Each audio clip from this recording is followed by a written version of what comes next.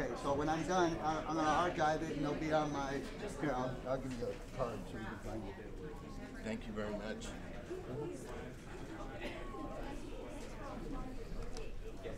Yeah, we're on, we're broadcasting, we're recording, we're live. We have viewers. Yeah, there's one, at least one.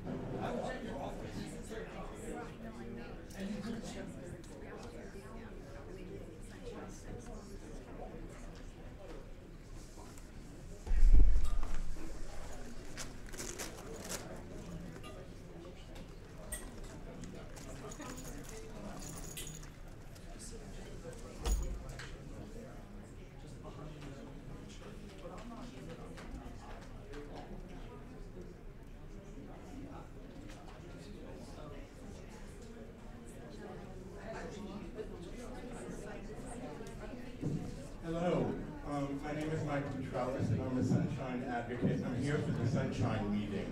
It is now 4:03. I came here for a 4 p.m. meeting. Is the meeting going to start at 4 p.m.? You can turn off the microphone all you'd like. The question remains, will you be starting this meeting at the agreed time, according to the law?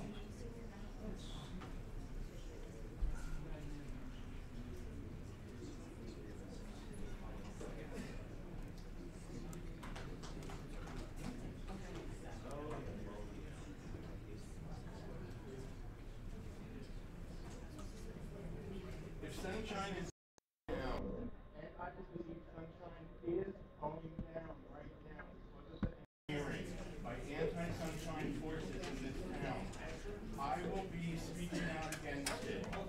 And you can turn off the microphone and delay your meetings, but I'm not going to be silent as Sunshine is going to be undermined. And I see that the clerk of the board is sitting at a chair for task force members. What is going on?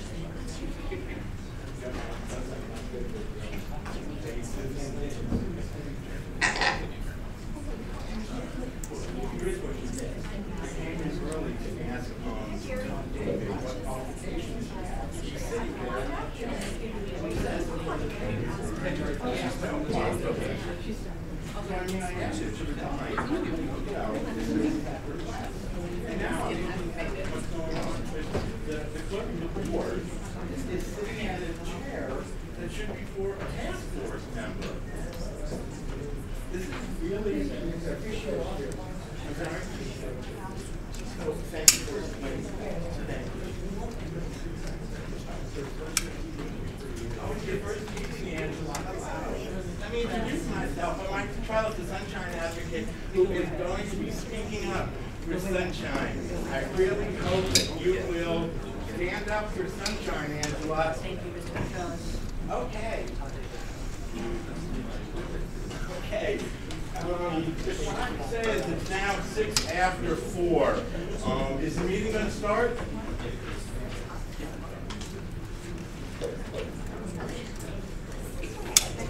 The public would like to know if the meeting is going to start.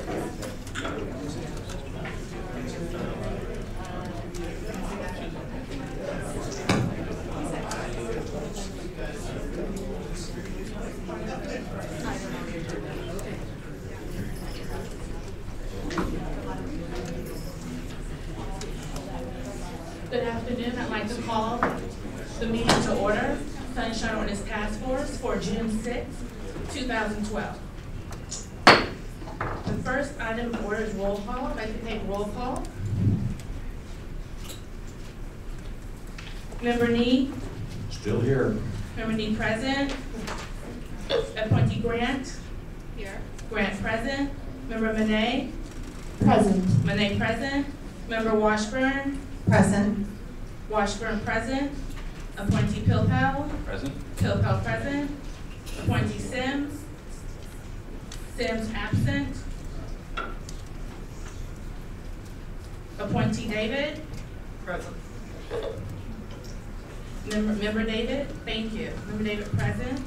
Member Highland? Present. Member Highland present. Member Fisher? Present. Member Fisher present. And Member West? West is absent. We have a quorum. We'd like to go to agenda changes.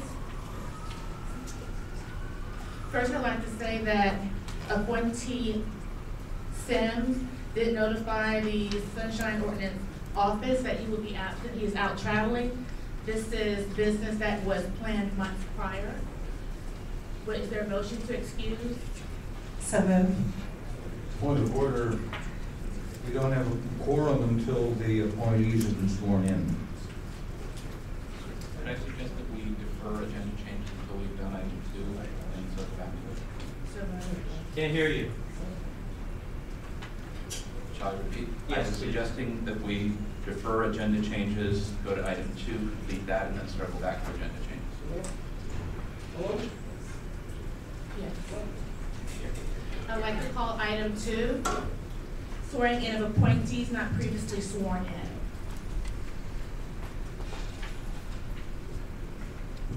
Good afternoon. My name is Madeline Lindegold. I'm the Deputy Clerk of the Clerk of the Board's Office, and I will be swearing in David Pilpel today. David, if you will stand and raise your right hand. Okay, repeat I and then state your name. I, David Pilpel, You solemnly swear do solemnly swear or affirm that I will support and defend that I will support and defend the Constitution of the United States the Constitution of the United States and the Constitution of the State of and California the Constitution of the State of California against all enemies, foreign and domestic, against all enemies, foreign and domestic, that I will bear true faith and allegiance that I will bear true faith and allegiance to the Constitution of the United States to the Constitution of the United States and the Constitution of the State of California, and the Constitution of the State of California, that I take this obligation freely that I take this obligation freely without mental reservation or purpose of evasion, without mental reservation or purpose of evasion, and that I will well and faithfully and that I will well and faithfully discharge the duties the duties upon which I am about to enter, upon which I am about to enter, and during such time during such time as I hold the office of as I hold the office of member of the Sunshine Ordinance Task Force of the City and County of San Francisco. San Francisco. Okay, congratulations. Thank you.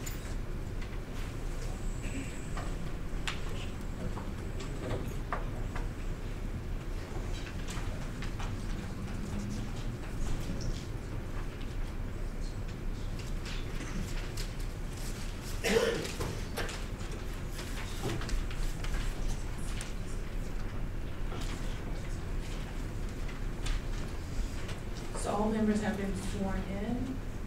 We have a quorum. I'd like to go back to item number 1, agenda changes. First, Excuse me, point of order, aren't you gonna take public comment on agenda item 2 before going back to agenda item 1?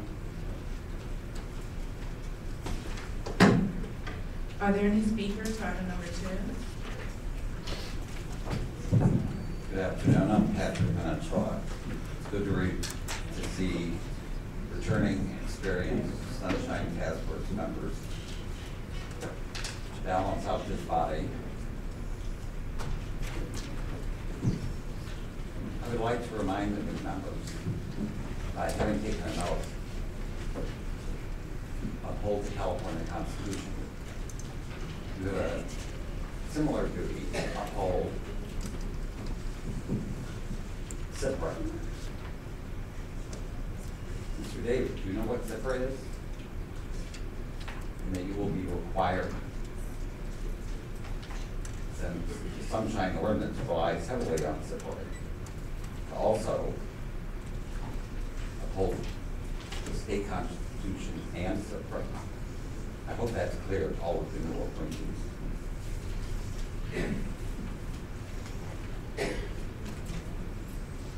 Good afternoon. My name is Dr. Derek Kerr. After 20 years at Laguna Hospital, I became a whistleblower.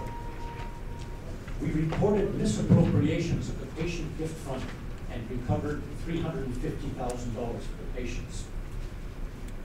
We reported a conflict of interest in a city contract, resulting in the recovery of $430,000. I mention this because I'm worried that some of you came on board after a purge of the prior task force. This purge was triggered by a determination that Supervisors Wiener, Chu, and Cohen violated the Sunshine Ordinance in handling the Park Merced contract. 2 months after the Park Merced determination, Supervisor Wiener ordered a retaliatory survey of the costs of the Sunshine Ordinance and the task force. This would-be hatchet job was stymied by public appeals to the Budget Analyst's Office. So, last month, the same supervisors claimed to be shocked because the task force had amended its voting procedure 1 year before. This is now being used as a pretext to purge the task force and to exclude qualified candidates. The work of this task force is important for whistleblowers. We never could have accomplished what we did without the good work of this body and the Sunshine Ordinance. So I really hope that you will all work to hold government accountable. Thank you. Members of the task force, Ray Hartz, Director of San Francisco Open Government. And I want to say something that I said before the Board of Supervisors yesterday. The removal of previous task force members was basically retaliation for the decisions finding in favor of citizens in opposition to other city bodies, and in particular the Board of Supervisors. I think in placing you on this board as the new members, they have placed you in a really kind of unreasonable and uncomfortable position. Because the real question will be, since they did retaliate against others for deciding against them, what is there to say that the replacements are not going to be in the back of their mind, always considering whether or not, if we find in favor of a complainant and against the city, that the same thing might not happen to you. I told them that what they did was they sent a message to all boards and commissions: don't you dare find in violation, us in violation, because what we will do is what we have done to the task force. I believe that they knew full well that their replacement of all the members of the task force, without exception, and I told them that they do intend to replace, if they can, the remaining members from the previous task force. That basically what they did was send a message to all of the city bodies: don't decide against us, because we have a way of getting back at you. And there is a long history in this city of people who sit on multiple task force for many years and are repeatedly assigned to new task force. And basically what they want to do is go along to get along so that they can remain on a task force and be reappointed to other ones. Now, whether or not, and I am going to give each and every member the benefit of the doubt, But the obvious question will be, when a complainant loses, they will have to wonder in the back of their mind whether they lost because they failed to make their case, or whether they lost because the jury was intimidated by the previous treatment of the previous members. I think that was unfair to you. It was certainly an unconscionable act on the part of the Board of Supervisors, and Supervisors Wiener and Farrell in particular were the arrangers and colluded to do this. Good afternoon, my name is Michael Petralis. I'm a person living with AIDS, and I'm also a Sunshine advocate, and I have a few things to say, and at one point I'm going to turn around to address the audience, but that will not be because I want to turn my back on you, because I want to address the public, which will also be broadcast on the web. In the 1980s, before people with AIDS even had AZT, for me and my friends, Freedom of Information Act requests were a matter of life and death. That is where I come from regarding sunshine issues. Before this meeting started today, I asked Todd David, a newly appointed member to this panel, what his qualifications are to be sitting on the panel. Unfortunately, Todd David said he doesn't have qualifications. He said this numerous times in front of witnesses. It is not okay to say to a person with AIDS who has managed to live since the 1980s, who views sunshine as life or death, to tell me a man who publicly says he is unqualified to sit on this panel should sit on this panel. Now I'd like to address the public. Friends, excuse me. Sunshine is under attack, point and of order. we need Point to of order. organize and speak Point up of order. for it. Excuse me, Mr. Petralis. Be Mr. silent. Petralis. Thank you.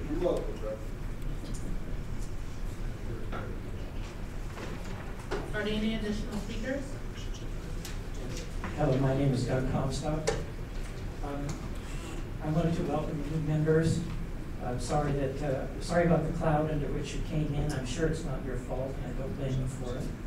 I hope that we can all get along, because we've got a lot of work to do.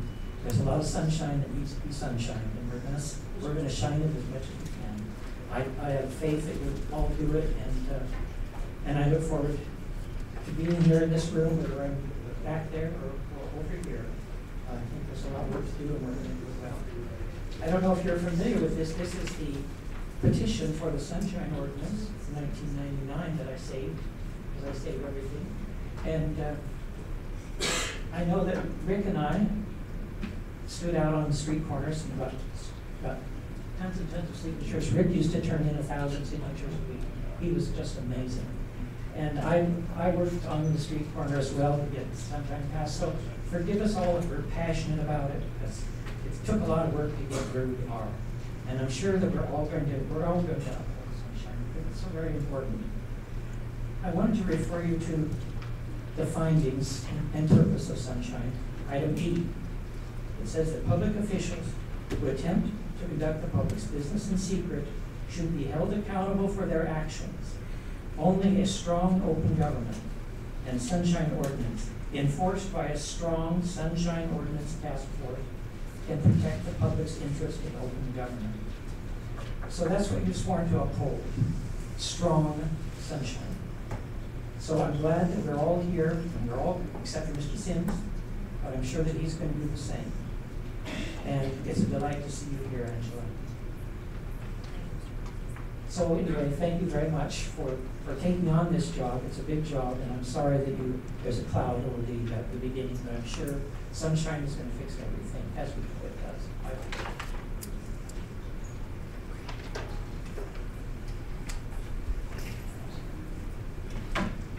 I'm Peter Warfield, Executive Director of Library Users Association, and have been coming to Sunshine Ordinance Task Force meetings for very close to 10 years. I think what previous speakers have said certainly is something that you would do well to keep in mind, and I too am very disappointed in the Board of Supervisors for essentially having a bloodbath of previous members so that essentially everybody can, or almost everybody can be replaced. Be that as it may, I think the purposes of Sunshine are very important to keep in mind. There are some very beautiful phrases and words about the purposes of Sunshine in the California Public Records Act, which I hope you'll certainly read the introduction to, as well as some of the details, if not all. The Sunshine Ordinance itself, under Section 67.1, says findings and purpose. Under Section P, well, let's go with A. The Board of Supervisors and people of the City and County of San Francisco find and declare government's duty is to serve the public, reaching its decisions in full view of the public.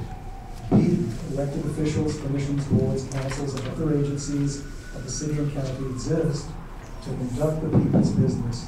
The people do not cede to these entities the right to decide what the people should know about the operations of local government. There's a good deal more to say, but I would basically like to say this. The Sunshine Ordinance Task Force has been a place where ordinary folks, I would say citizens, but it's for anybody, not just citizens, where folks can come and hope to have an opportunity to get justice under the law without having to hire an attorney and without the complexities and expense that lawsuits would require. The justice that people come and seek is not just for themselves, though that's certainly something that's at issue when cases come before you, but justice for themselves as representatives, if you like, of the larger public in the city and even beyond. And I hope that you will take the responsibility seriously to serve justice and to undertake your duties with seriousness of purpose and keeping in mind that you're serving all of the public in San Francisco when you do your work and make your decisions. Thank you. Are there any additional speakers? Seeing none, I'd like to move back to item number 1. Appointee David Sims, again, is scheduled for travel plans, will be out. He does plan to attend the next month's meeting in July. Is there a motion to excuse Sims? Motion to excuse. The second? Second. Is there public comment on the motion? Ray Hartspector, San Francisco Open Government. In the previous task force, one of the changes they made was a change to the voting requirements as far as the rules and the number of members present. And one of the reasons they did that was because of the lack of attendance. There are bylaws for this group. I would advise and ask all of you to be familiar with those bylaws. And if you, for whatever reason, miss a required number of meetings under those bylaws, I would expect that you would volunteer to resign from the task force and rather than placing members of the public in the position where we were numerous times, where there was a quorum of 6 members, and to prevail in your case, you had to get all 6 votes. That is not fair to the public, and it is not judicially fair.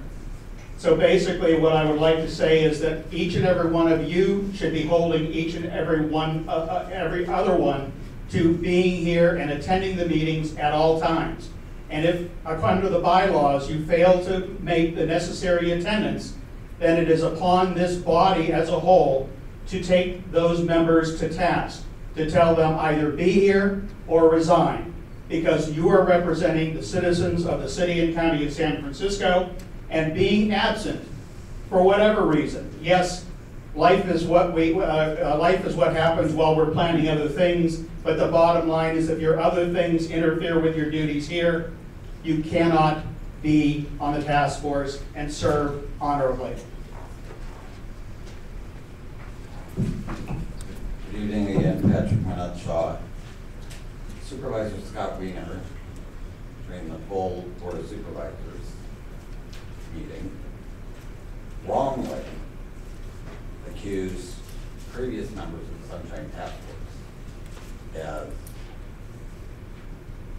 having not kept up with its duties and its agendas.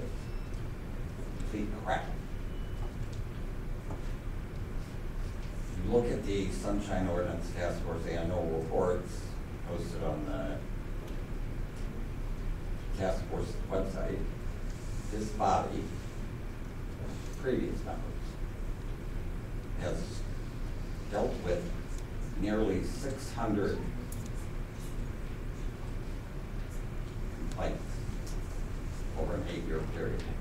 They did an admirable job keeping up with their calendar, performing outreach and education to the community, developing proposed amendments to the Sunshine Ordinance, conducting many, many hearings. They tried to streamline efficiencies on this body. Point of order, Madam Chair. I regret interrupting the speaker, but he's not speaking to the motion that's on the floor. I am getting to that point. Motion on the floor is my concern about the motion and David Sims not being here, I will address in a moment. Fact is, this body has done an admirable job, and by and large, members attended and showed up on time.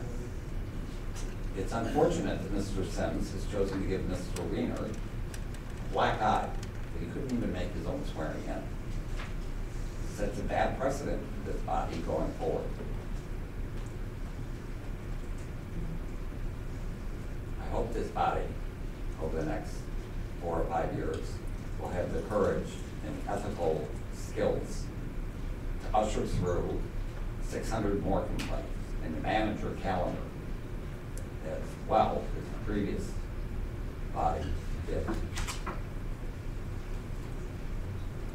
Are there any additional speakers? Yes, Peter Warfield. One of the things that's very important with Sunshine is attendance. In fact, excellent attendance.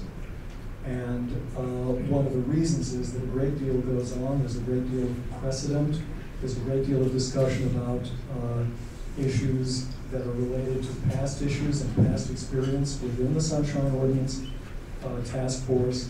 And so attendance is vitally important, as is institutional memory. And I'll wait until the folks are finished talking amongst themselves while I'm speaking. Thank you. As I was saying, I think it's extremely important to have excellent attendance for everybody because it's an important job and there's a great deal of detail that goes on that's both interesting and important to keep track of. And it's very difficult to keep track of if you're not actually here. As well as institutional memory I was referring to. And that's one of the unfortunate things about so many new people in terms of this body as a whole. So I won't say that you should or should not excuse. I think perhaps you might clarify what excused absence means in terms of your bylaws. I believe that a certain number of unexcused absences is cause for potential disciplinary action. It's not anything that terrible if the absence is a rare unexcused one. But I think you should consider, first of all, what the implications are of excused versus unexcused. And I think that getting off on the wrong foot and too easily excusing an absence would be an unfortunate thing. That said, I do understand that there may be a special circumstance in this particular moment with this particular seat holder. Thanks very much. Michael Trellis again. I think your minutes need improving, and the reason why I'm bringing up the minutes is because it's something of a record that point of order.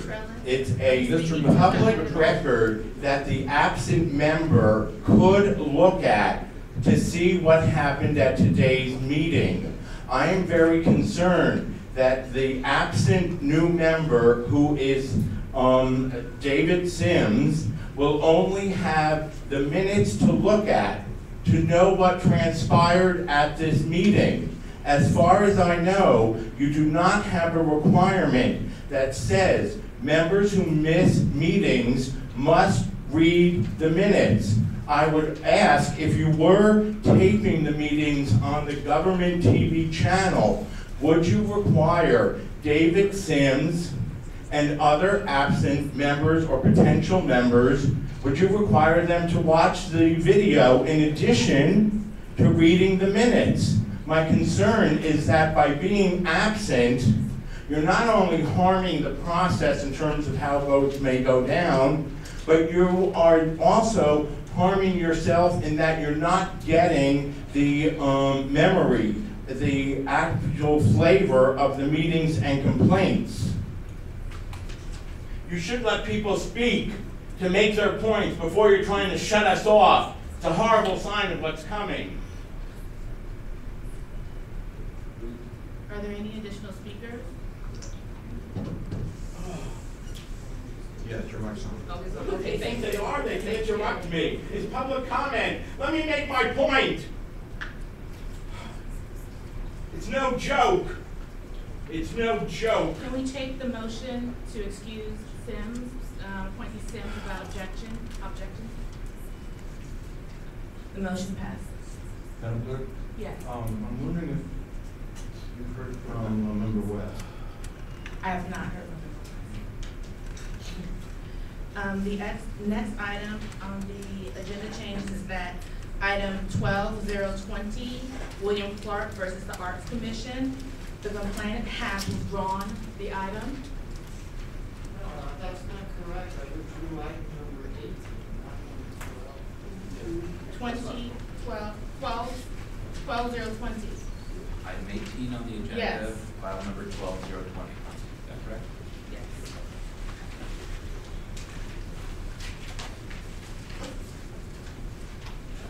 Also, there's been a request by Supervisor David Campos to have item 15 heard toward the beginning of the agenda due to schedule restraints. Is there a motion? I'll make a motion. Is there a second? Second. Second. Any discussion? Madam Clerk? Yes. With all due respect to Supervisor Campos, who has over the years been a very forceful advocate for sunshine, I kind of have a problem with moving his item forward. There are lots of people here, lots of cases to be heard, and you know, there are people here who they're here on their own time, and I really don't think it's a good idea to play favorites here. Is there any further discussion? I'd like to open up the public comment.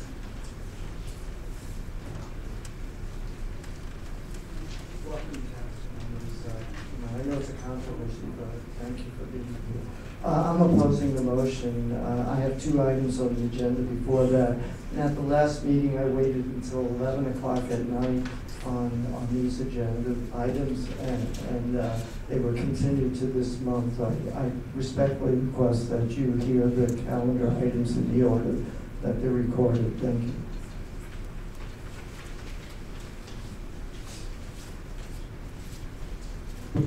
Good evening, task force members. Thomas Picarillo.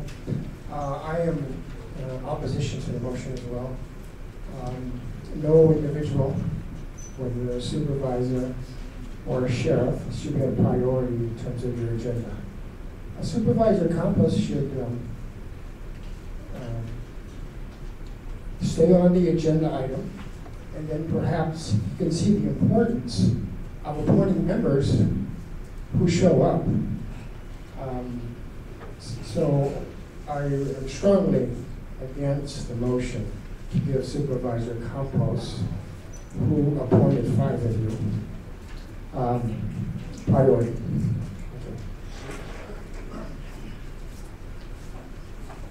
Members of the task force, Ray Hart, Inspector, San Francisco Open Government, and there's a part of me, since it's my complaint, that would like to have it moved up to the front, but I don't think it is really fair to anybody else to have an agenda to plan, because you know, they plan on coming here at a certain time and being heard in a certain order. And I think that going against precedent, which has been a long-standing precedent, as Mr. Nee has mentioned, is really showing favorites. And it really sends a wrong message to members of the public that because you're opposing a particular person, all of a sudden your case is going to be moved up. There have been situations in the past where this kind of a request was granted and the complainant wasn't there. They didn't have a chance to address the complaint, they didn't have a chance to address the move, and they didn't even have a chance to be here in time. And then they show up an hour after the meeting starts thinking that there's a sixth item on the agenda, there's no way they're going to be heard, and rearranging the agenda to suit private individual needs, even supervisor, is really a bad precedent to set. Patrick Manenshaw, I'm also opposing this motion. In the past, the task force has occasionally, in rare exceptions, moved the order of agenda items to accommodate people who are disabled or have an illness, to move their agenda item forward. That is one of the few exceptions that has been made. As much as I respect Supervisor Campos, I don't think supervisors should be granted exceptions that other members of the public are not. So I would encourage you to vote against this motion on the floor. Are there any additional speakers? Gary Kerr, I'd also like to oppose the motion just because government officials are not more important than public citizens. Thank you. Are there any additional speakers? Seeing none, the motion is back with the task force. Is any further discussion? I'd like to take a roll call. Member Nee? No. Member Nee, no. Member Grant? Yes. Member Grant, yes. Member Monet? Pass. Member Monet, pass. Member Washburn? No. Member Washburn, no. Member Pilpel? Yes. Member Pilpel, yes. Member David? Yes. Member David, yes. Member Highland? Pass. Highland, pass. Member Fisher? Yes. Fisher, yes. Member Monet? No. Member Monet, no. Member Highland? No. There are 4 ayes and 4 noes.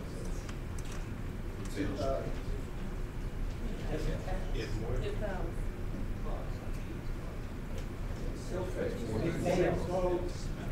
Six votes, so it don't pass. 6 votes, it don't pass. Yeah, it fails. The motion fails. You need 6 votes. Yes.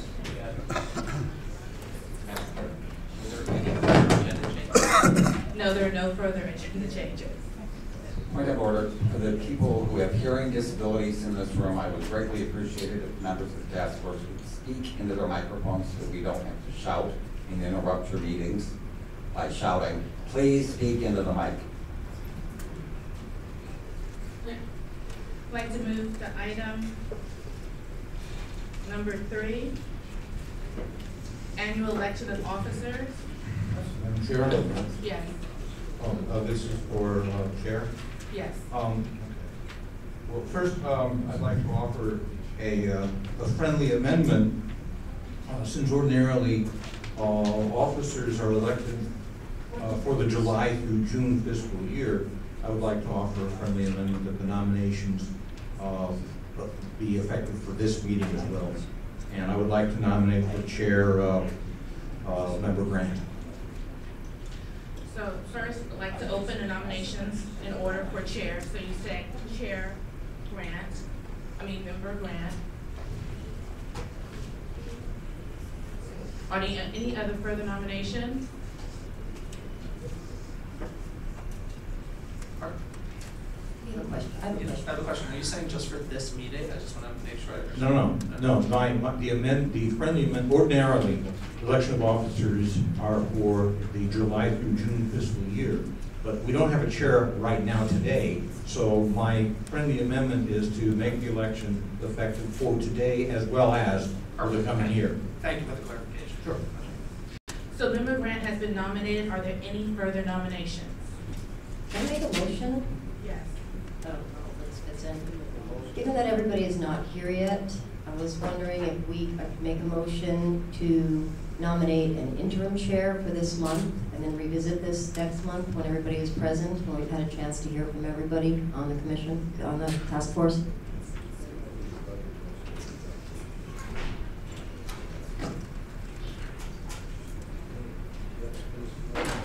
Through the chair, the agenda item is for the annual election of officers rather than for a temporary election of a temporary chair. I believe that would be a substantive change to the item, so that would not, it's a motion that's not in order. Can I ask a question? Can we continue this item until the next meeting? The item, well, ordinarily, the task force members chair, one of the task force members chairs this meeting and is nominated and elected as a chair. In order to continue this item, you would have to have the administrator serve as the chair throughout the meeting, and the administrator has a great many other duties to take care of, and it would make it very difficult for the meeting to move forward. Could we have an interim chair just for this meeting, or is that? There's not an item on the agenda to elect an interim chair, so that would not be in order. Can we add that? Through the chair, agenda items cannot be added at the meeting. They have to be on the agenda that's noticed and published in a timely manner so that the public knows what will be on the agenda.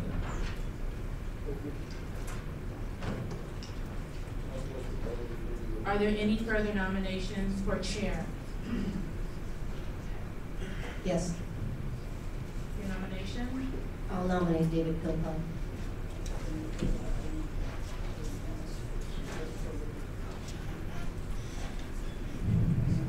Member Pilpel is nominated. Are there any further nominations? If not, nominations are now closed. I would like to return to Member Nee's motion because I don't think that ever got addressed. Or it's a friendly amendment that, I mean, has not been voted on. So if we want whoever to serve as the chair to start tonight, wouldn't we first need to deal with Member Nee's friendly amendment and then move on to nominations?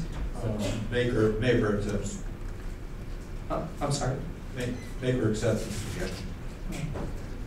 So the motion on the floor from Member Nee is to amend the motion. I'm sorry, can you repeat your motion? It's a friendly amendment to make the election of the chair effective at this meeting as well as for the coming year. Is there a second? Second.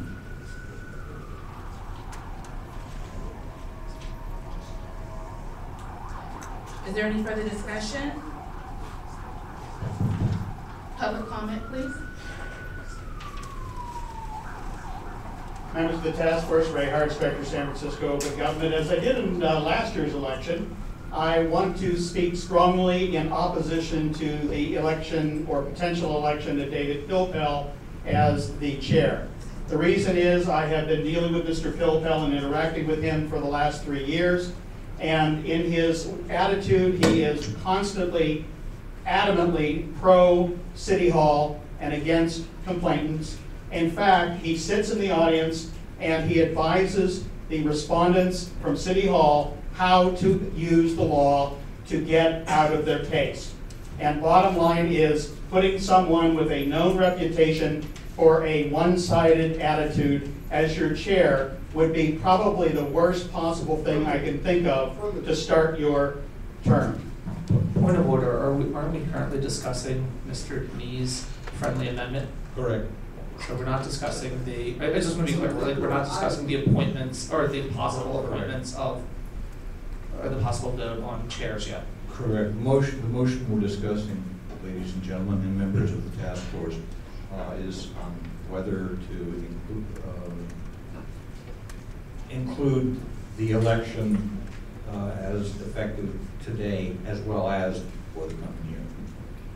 Hi, my name is Bruce Wolf. I'm the immediate past chair of the Sunshine Ordinance Task Force. I've been vice chair of the task force for a very long time, having served since 2005. It's been a regular practice of the task force when a member makes a friendly amendment that doesn't necessarily change the motion substantively, that if the maker of the motion and the second of the motion accepts it, then it's accepted unless one of the members objects to it. If you're going to do what you're asking, then it wouldn't be a friendly amendment. You're asking for an official amendment to be made. Then you would go through the process of public comment and taking a roll call for that amendment, and then go back to the original item that was on the floor. This is just basic parliamentary procedure. So if a member had made a friendly amendment, it should, if the maker has accepted it and the seconder has accepted it, and there are no objections, just move on. Excuse me, members of the audience, would you please be silent? Through the chair, there's an agenda item here, and there was a motion made to make the agenda item, basically to amend the agenda item. A friendly amendment is an amendment of a motion that's already on the floor. There was no motion on the floor at the time Member Yee made his motion. He was moving to slightly change the language of the agenda item.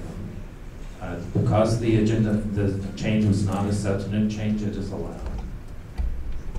So it does need to be voted on.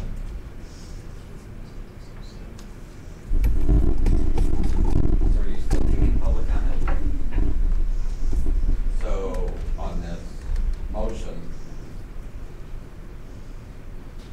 I'm speaking in favor of you taking a single annual vote tonight.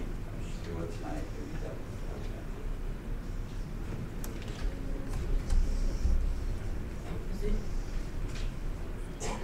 Is there any further public comments?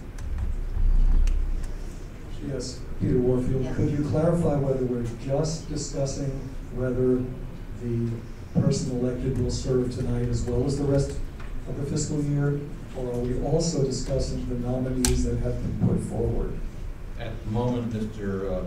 Warfield, we're discussing only my friendly amendment, which is to make the election effective today as well as for the coming year. Thank you very much.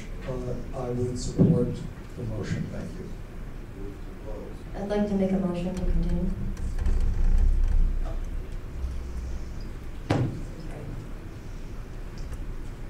Let me restate that. I'd like to make a motion to continue this till next month, as I had originally stated. I've been advised that that can be done, and have an interim. Point of order, do I have to finish the first motion on the floor before making an alternate motion? Madam Chair, I believe it is possible for a substitute motion to come forward. That motion would have to have a second. Right.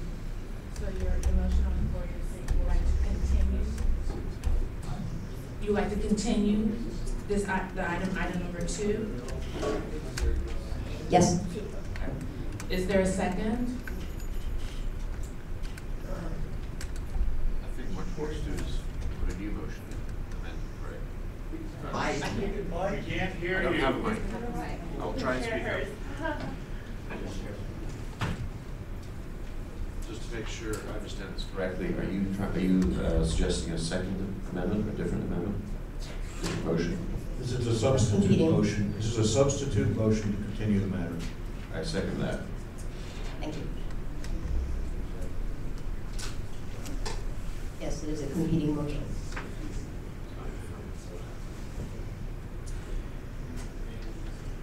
Madam Clerk? Yes. Get it to Could the members of the audience please be silent? No. Excuse me, Mr. Petrellis, if you are not going to cooperate, sir, we can have you removed from the premises. Members? I'm just referring to the bylaws, Article 2, Section 3, election of officers.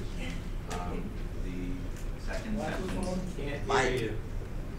The bylaws, Article 2, Section 3, election of officers, the second sentence, if any task force office becomes vacant, that office shall be filled at the first meeting after the vacancy occurs. I believe that there are vacancies in the office of chair and vice chair. This is the first meeting after those vacancies occurred, and we should, pursuant to Article 2, Section 3 of the bylaws, fill those vacancies tonight at this meeting, period. I don't know that we have discretion not to. I think there are some options about how to go about that, but I think we do need to do that thing here and now. First, I'd like to continue. Are there any further speakers on the first motion to have the chair start today? We support. Don't you also have to take public comment on the But substitute that- motion? Excuse me, Madam Clerk, there is a substitute motion on the floor that will take precedence. So we have a first and a second on the substitute motion To continue. to continue. Is there any further discussion?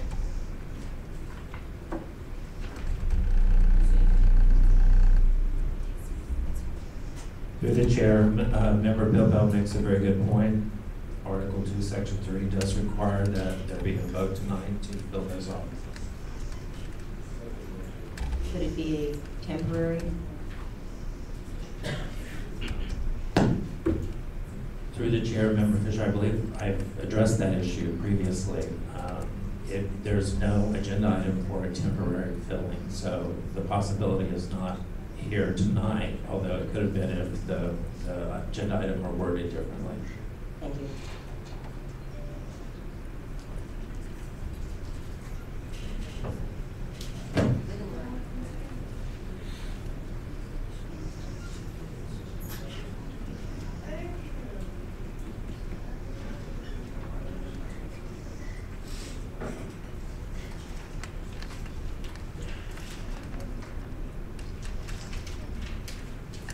So the motion on the floor is the substitute motion to continue. Is there any further discussion? We'll go to the floor to public comment. So on substitute motion, it was disturbing when Mr. Petrellis asked Mr. David what his qualifications were, and the answer was that. It's also disturbing when I asked Mr. David if he knew what section 6730 or 6734 was. What this motion on the floor tells me is that the maker of the motion, Member Fisher, and the member whose name I can't see, there's no tag, who seconded it, clearly have not read your bylaws. So your homework is to read your bylaws and read every section of the Sunshine Ordinance so that you know exactly, Mr. David, what 6730 and 6734 are before you start hearing complaints. If you haven't done your homework, you should have, following your appointment by the Board of Supervisors. Thank you. Are there any additional speakers? Actually, I was hoping not to prolong this, but I think we're seeing a demonstration of the fact that maybe, just maybe, some of the new members have never attended a task force meeting before, which would suggest that the procedure and the manner in which matters or motions are taken up are handled is something new, totally new. So I'm not gonna ask that each person who has not attended a task force meeting to raise their hand, but it seems to me that it would be better if the persons who are new here and who are not quite comfortable were to at least take a little bit notice of the fact that there are 3 members here who have been stalwart members for a long time. They have no access to grind, actually, whereas I can't speak for the rest of the members. And it would be a good opportunity, I think, to get the benefit of their knowledge and their experience. Thank you. Members of the task force, Ray Hartz, Director of San Francisco Open Government. One of the comments made by Supervisor Wiener in his decision to remove all of the members of the task force and move to get extra people to replace the ones that have still managed to hold on was the fact that the running of the task force was way behind schedule, and all these other comments he made, some of which I agreed with and some of which I felt were totally unfair. But the reality is, as previous speakers have mentioned, if you haven't done your homework, if you don't know the Sunshine Ordinance, the Brown Act, the California Public Records Act, and if you don't even know your own bylaws or method of procedures, then basically you are going to be just as inefficient. In fact, you will be more inefficient than anything that the previous task force members did. And that is one of the basic problems with replacing everybody as a means of retaliation, instead of maintaining the memory and the experience of the members of the task force. Thank you. Are there any additional speakers? Good afternoon, my name is Paul Courier. Welcome to your new jobs. And I appreciate the fact that you've not done your homework, no offense, and you don't know what your bylaws are. And this is what happens with a meeting when you don't have a chairperson running the meeting. If you want to start running a democracy by committee, great. You can't run a task force by committee. You need to have a chairperson that runs the meeting. And you need to have a chairperson who will call the sheriff and remove people and ask people to please stay on point, because you're all over the map, no offense. Your bylaws say you need a chair today. You're out of order if you go forward without a chair, and I'll file a motion against you all if you continue. Thank you. Thank you. Are there any additional speakers? Good afternoon. My name is Pastor Gavin, and I want to second the motion that Paul Courier just mentioned. I think that for those of you who are new to the task force, it is pertinent that you had been experienced with what goes on and had come to several meetings. Fortunately, at this meeting, we do have some veterans who are still with the task force, and if there is anything that is out of order and would be guidelines and regulations for the task force and the city charter, I myself will be filing a motion to condemn this meeting. You will be out of order, and we will have sunshine and a democracy in San Francisco.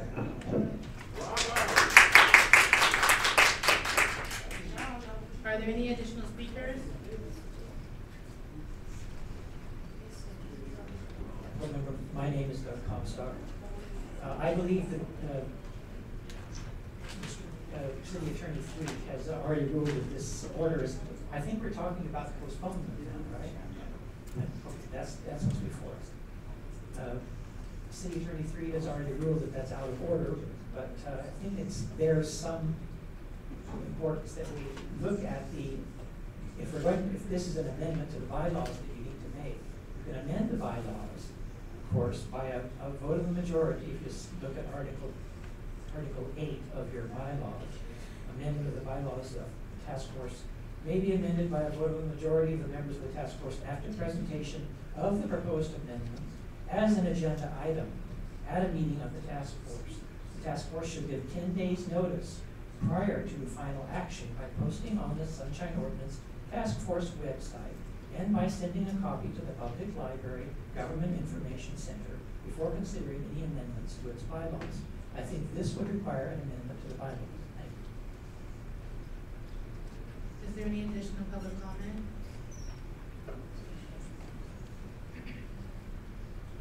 Peter Warfield, I would suggest that you not postpone the election of officers, but that you do it today. And also you have some very experienced people still on the task force today, and you might benefit from their knowledge and experience. Thank you. Thank you. Is there any additional public comment? Seeing none, the item's back with the task force. I'd like to take a roll call vote on the motion to continue.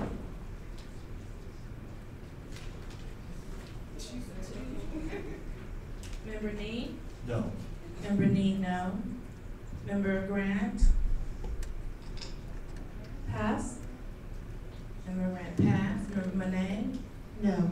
Member Monet, no. Member Washburn? No. Member Washburn, no. Member Pilpel? No. Member Pilpel, no. Member Sims is absent. Member David? No. Member David, no. Member Highland? No. Member Highland, no. Member Fisher? Yes, but thanks anyhow, everyone. We'll go back to member.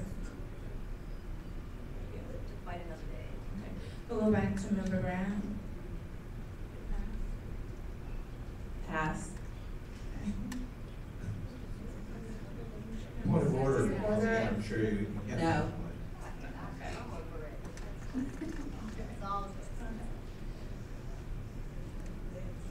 The motion fails.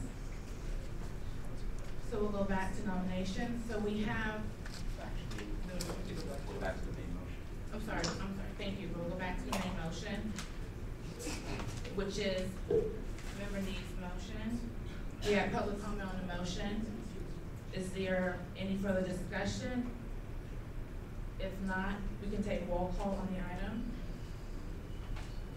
Member Nee? Aye. Member Nee, aye. Member Grant? Aye. Member Grant, aye. Member Monet? Aye. Member Monet, aye. Member Washburn? Aye. Member Washburn, aye. Member Pilpel? Aye. Member Pilpel, aye. Member David? Aye. Member David, aye. Member Highland? Aye. Member Highland, aye. Member Fisher? Aye. Member Fisher, aye. It passes, the motion passes. Now we can go back to nominations. So those nominated for chair are Member Grant and Member Pilpel. Would those nominated like to speak? Or any further nominations? Okay, nominations are now closed. Member Grant, would you like to speak, or Pilpel? Madam Chair, then we need to do advice as well. Right, we'll do that. Hello, everyone. This is my first meeting. I am new to the board. I think the one thing that qualifies me, I have read the bylaws, all the things of that sort, is that I don't come with any agenda. I come to represent the transparency that's so important on this board, and that's why I accepted this position. So I don't have any agenda if anyone thinks that. I have been in the media for 15 years. I'm a TV producer, and I have worked with the public pretty much my whole entire time, telling people stories and listening and learning and trying to be very unbiased in what their story is. And judging from that, I will make fair assessments of what's necessary. That's pretty much it. Thanks. Member Pilpel? Thank you, and I did not anticipate this sort of situation, but these things happen. I am not seeking to be a candidate in opposition to Member Grant, just as a candidate for the office. I have served on this task force for 4 terms previously for a combined 8.5 years. I'm very familiar with our bylaws and procedures. I think it was clear that the Board of Supervisors wanted a change for whatever reasons. Lots of people have strong opinions of me one way or the other. I understand that. I feel that it's important that we change the way we have done things here so as to be more efficient and deal with these substantive issues that really are important to provide transparency both for meetings and records, but to do so in a way that doesn't cause our meetings to run as long as they have, and to organize our committees and the work of the members somewhat differently. So I have the experience, I have the time to devote to this, because I think it will be a considerable amount of time, and regardless of how this comes out, I intend to work with all of us here to get to a better place. And I think that it's not us versus the government. I think we are all part of the government, and we need to find ways to work collaboratively and cooperatively to make this work. So, thank you.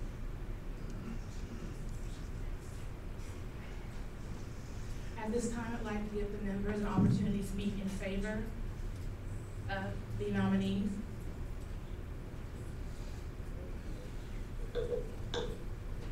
I would just like to say that I think that supporting, I will be supporting Ms. Grant on this motion. Not that there's, I know that Mr. Popel is very knowledgeable in this area.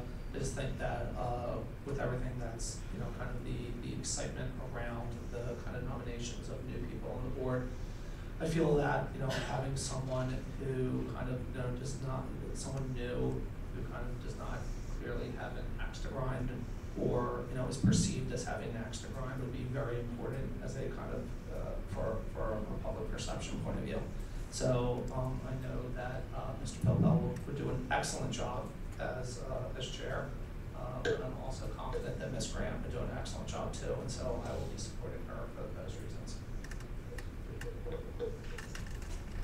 I'd like to speak in favor of Member Grant's nomination to be chair. This is principally an administrative function. There's a lot to do behind the scenes, working to get the agenda out, tracking our cases to make sure that we don't lose anything in the mix. But primarily to conduct a tight meeting where members have a chance to speak but not to overwhelm. Where members of the public are heard, and I would very much like to see you in this position. I support your candidacy. I also support Grant in this position, and I think perhaps maybe consider profile for advice. Are there any other words of support? Why don't I just say, given the tenor and the circumstances, I'm willing to withdraw my nomination.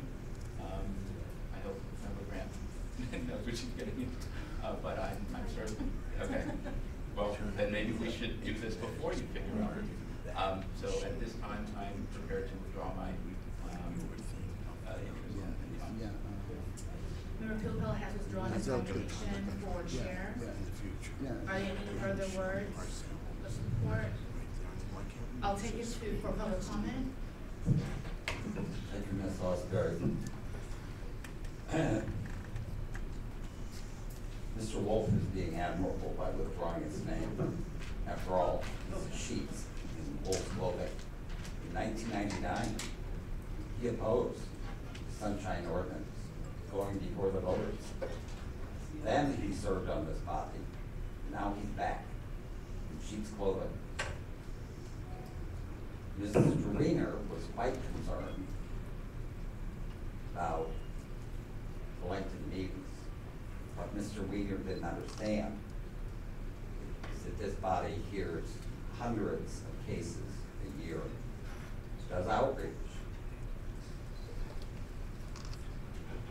settles cases without it even coming to a hearing, by working with complainants and discharging some of the complaints even before they arrive at these meetings. Mr. Wiener had it completely wrong. But Mr. Wiener would have been in for a surprise had Mr. Kilpole become chair. These meetings would have dragged on with his noodling. And you'll find his noodling as you move forward. Mr. Kilpole has had this inclination on this body before. And Point of order. And I am Point of order. speaking in support of Ms. Grant because I'm sure she will move these meetings along expeditiously and not perseverate over various interpretations Mr. Hopeful has done on numerous city bodies. Thank you. Thank you. Madam Clerk, before there are any further speakers on this, I just want to issue a reminder that Member Pilpelt has withdrawn his name, so going forward, the focus of speaker comments should be solely on whether we should accept, elect Ms. Grant. Thank you. Bruce Wolf. I would urge you all to support Ms. Grant, Member Grant, for this position. Just want to, if it comes to passage, you are the chair, I would like to offer that you have two previous chairs. Member Nee was a previous chair, and Mr. Comstock was, including myself, and we'd be available for any support you might have. Thank you. Thank you. Let's go. Hello, Michael Petralis again. Ms. Grant, I don't know you, and I don't know your resume or qualifications or lack thereof, if that's the case. What I want to address is that I am very nervous you have not been a member of this task force before, I believe, and you are here for the first time today. That really makes me nervous, that the chair would not have any institutional memory. And it is one more reason why I am so scared about the behind-the-scenes machinations of Scott Wiener that has eviscerated this task force. So as a member of the public who really values sunshine, if I had to vote on your appointment as chair, I would say no, only because right now you have no institutional memory of this very important task force.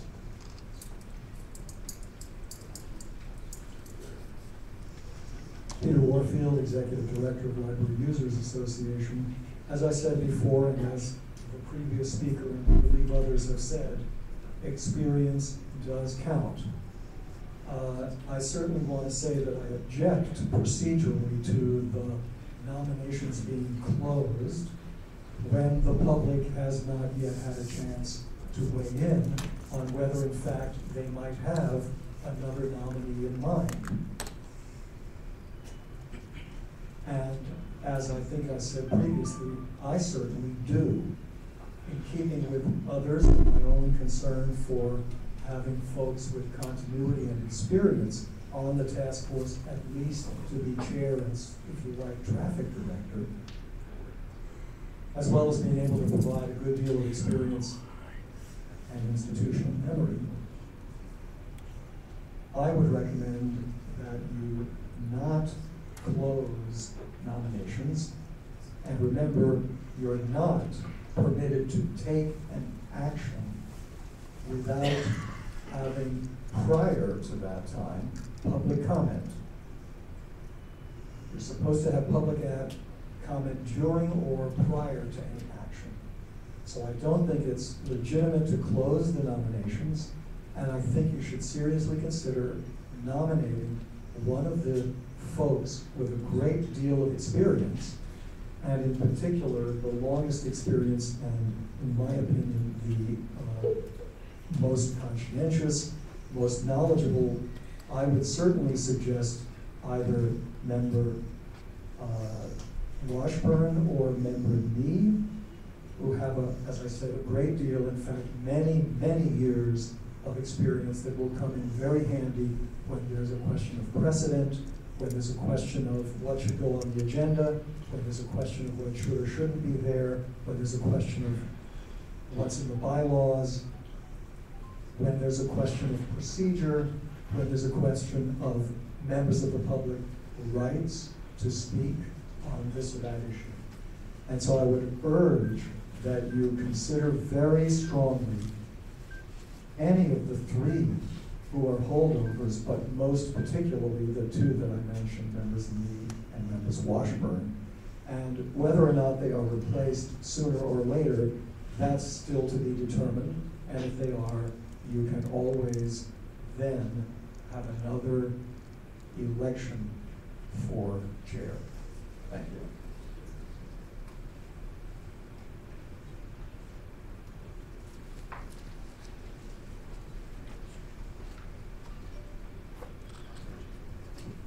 I would like to say as Pastor Gavin that I am in agreement with the two previous speakers. I'm very troubled when we're supposed to have open government, which is what Sunshine is all about, that the way the task force has been shredded and disbanded and whatever you want to call it, we're not having that. I cannot support you, Ms. Grant, to be chair simply because of what many things the previous speaker has just said. This is one of the actual few processes where complainants can come before you, many of whom will not be able to afford an attorney. But coming before the Sunshine Task Force, from my experience, has been a task force that was unbiased and listened to all sides and looked at the evidence. I mean, some of the cases of people being wrongfully terminated, not being able to access documents, to defend their cases in court, and to have a supervisor who is in violation is beyond any ethical standard in our democracy in this country.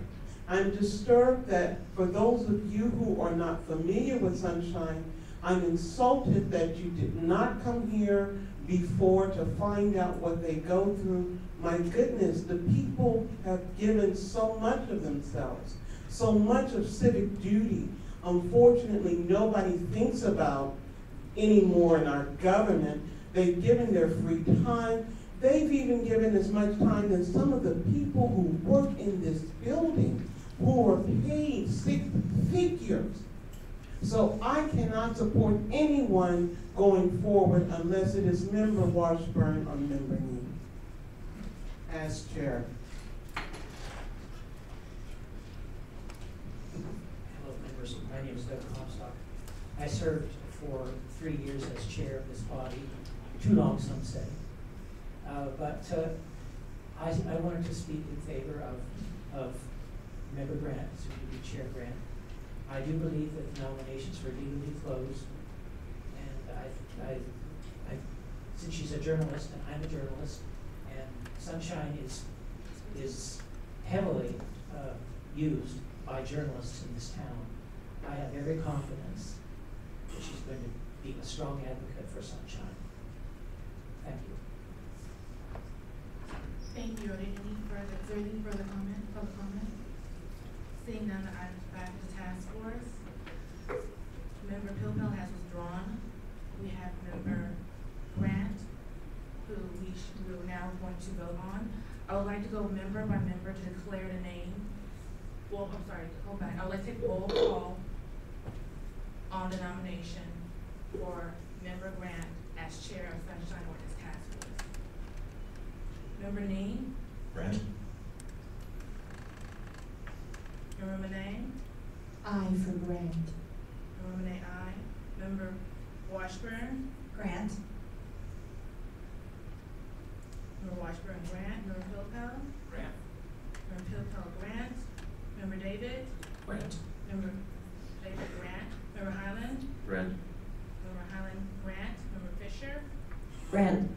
Member Fisher, Grant. Member Grant has been elected as chair of the Sunshine Ordinance Task Force. Vote on herself. I'm sorry. I'm so sorry. Member Grant. Grant. Okay, I'm sorry about that. So again, Member Grant has been elected as chair of the Sunshine Ordinance Task Force. Congratulations.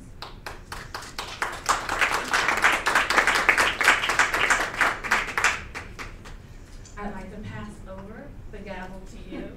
So the next order of business would be to vote for vice chair of the Sunshine Ordinance Task Force.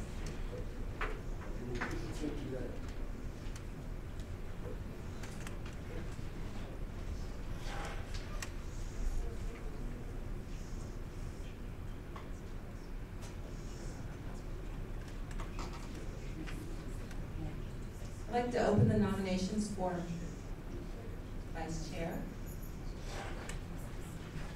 Member Need. Yes, I'd like to nominate Member Highland, please. I'll second. Any other nominees? Member Pilpel. I'll second. Anyone else? Nominations are closed. Allow for public discussion of these nominees, of the members. Oh, I'm sorry, excuse me. Members, they'd like to speak on, so discussion about the nomination. I want to nominate Member Fisher. Oh, okay. So we have one more nominee, Member Fisher. I'll second.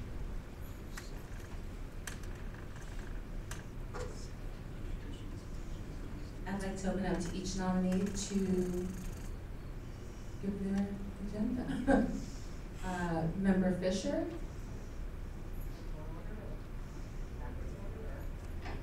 Member Highland. Thank you. Well, I'm honored to be nominated for this position. I think it probably would hurt to have one of the old guard in this position, kind of balance the newness of the appointed chair. Thank you. Member Pilpel. I think I've already made my statement. I'm happy to help them.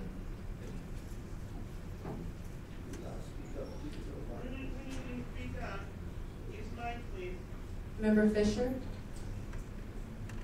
Yeah, having heard what members Highland and Pilpel said, I don't really know either of them very well, and I just wanted to say that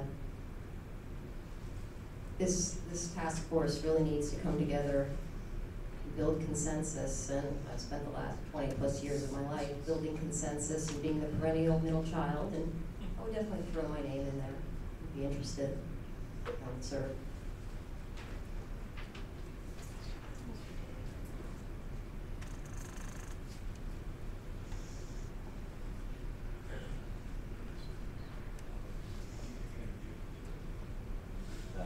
On reflection, I'm withdrawing my nomination.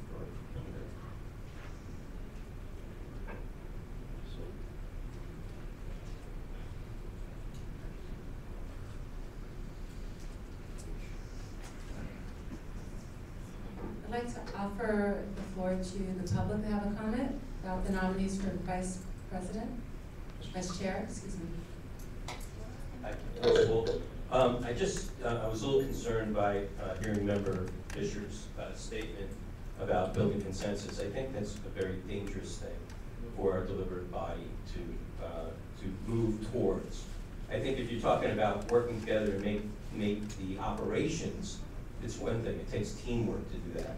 But to build consensus on the deliberations that you're about to go through, if the Supreme Court were to do that, then we'd all be in a huge amount of trouble. So I would be very careful about using that word, but to be specific about how you use it and what it's for, because this is not about consensus. And if that's the way this is going to go, then we're moving backwards. Thank you. Any other comments?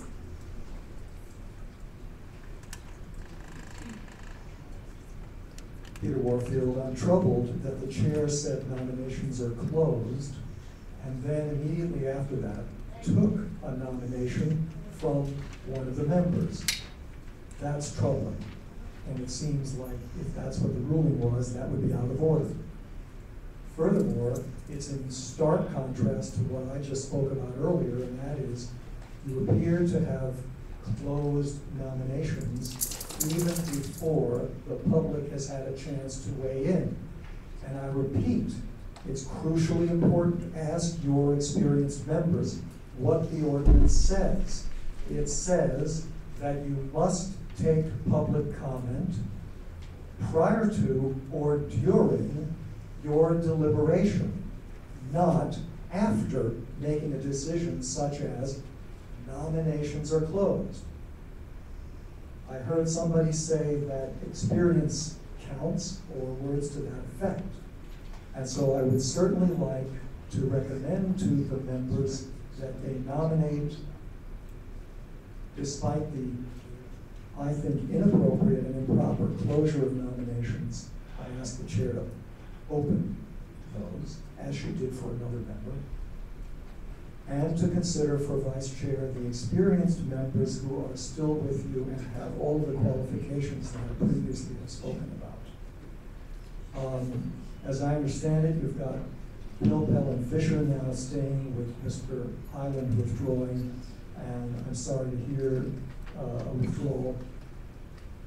I would certainly say that there is baggage with one of these task force members, and you need only read the Bay SFA Guardian editorial, which spoke about one of these nominees as somebody who would pick nits and then essentially always vote against the public. I've certainly had my experience with that member, and I'm sorry to say that I think that he has had a good deal of baggage and difficulty being fair to the public, and that's Mr. Pilpel. I also recall Mr. Pilpel coming to the Library Commission, I believe it was right after, very shortly after a hearing, and I believe the library lost. And he came to a Library Commission meeting to praise the library's work and to offer himself as assisting the library should they have any kind of difficulty with sunshine. I think that's a gross violation of, essentially, of conflict of interest. I'm not talking financial conflict of interest. He also had said at the time that he was a friend of the Library Commission Secretary, even as he sat on a case, but did not recuse himself. So I would urge you not to vote for Mr. Pilpel and to consider the 3 experienced members still here. Thank you very much. Members of the task force, Ray Hartz, Director, San Francisco Open Government, and I would like to support some of the comments made by prior speakers. I think to elect 2 new members as chair and vice chair would be really a bad idea logistically. You have members on the task force with not only experience as task force members, but as chair and vice chair. So basically, I think that at a minimum, you would want to consider for the time you have their benefit, the benefit of their experience, that you utilize it. And having an inexperienced chair, with all due respect to the chair, and an experienced vice chair would allow them to get off on a good, solid footing. And in fact, I think that person as vice chair with experience would be able to get the new chair up to speed much faster than would a vice chair without any experience, where they're, excuse the expression, sharing their ignorance.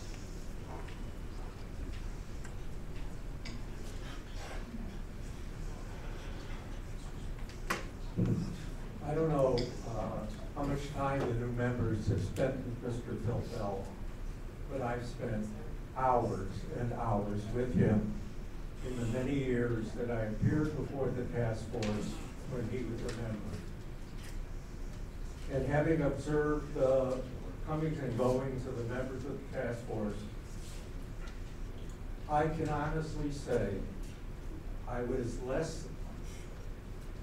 Mr. Pilpel represents the type of member who can only make it more difficult for a complainant to succeed. I wouldn't go so far as to say that he's evil, but he has a series of approaches that basically strangle the conversation and ultimately result in a no vote against the complainant. And I say that with all due respect because I'm sure he feels that he's being intellectually honest and approaching it in a healthy way. But I don't think he's going to bring much other than what he has before. And I would think that given the situation, the current members should consider either Ms. Washburn, who has served as the chair of the Amendments and Compliance Committee for years, and Rick, of course, as long as he wants to stay. That would be my suggestion. Thank you. Thank you. Hello, Michael Petrellis again. Mr. Highland, if I were asked to vote on appointing you to be the chair or vice chair of this task force, knowing that you have not been part of it up to now, I would vote no. You do not have any institutional memory. Sir, he's withdrawn his nomination. What are we discussing then? I'm a bit confused. We're discussing the current nominees, David Pilpel and Ms. Fisher. Then I will address their nominations. I would have liked for David and, I'm sorry, what is the woman's first name? Louise. Louise. I would have loved if you and all the other new folks who want to get on this task force came with a written letter, one-page thing. Tell me, as a member of the public, what are your qualifications? You, David and Louise, as far as I know, put nothing out on the table telling me why the public should support you, first of all, being on the panel or having any role in selecting chairs and vice chairs. Why aren't you trying to communicate your qualifications to us?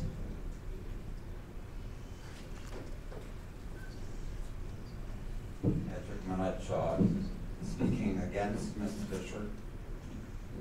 It's clear she hasn't read your bylaws. You may not have read, at a minimum, Robert's Rules of Order.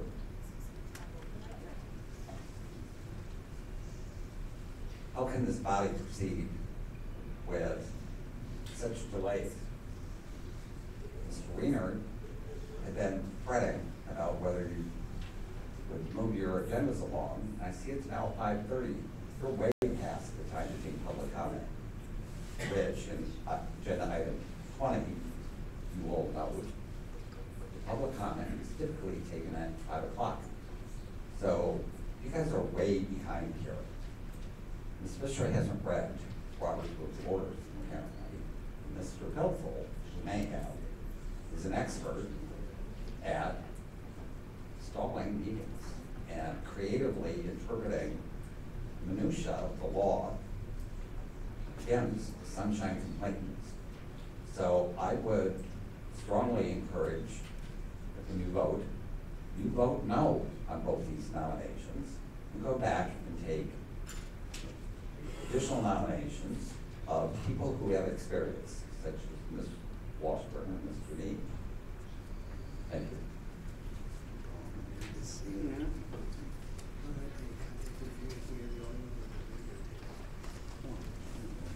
Good evening, members of the task force, Pastor Gavin. I'm here to oppose both nominees. Ms. Fisher, I do believe you said at the last rule committee that you had never been to a Sunshine Task Force meeting. So I was kind of frightened. Well, I stand corrected, but if you have not, this is something that this is not student council.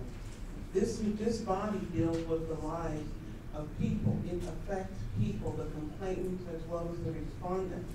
And it is a lot of work. It is not about consensus building. It is a lot of work. Mr. Papio, I'm very disappointed that you were selected to come back, given our experience on January the 3rd, when you were very supportive of the respondents that I faced in trying to help them not be found in violation of Sunshine. And as a Black woman who has been fighting for her rights with the city of San Francisco for over a year, who has faced discrimination and racism, I could never support you in anything that has to do with this task force. If you're perplexed or confused, I filmed the entire meeting. You spoke against me. I cannot support you going forward, sir.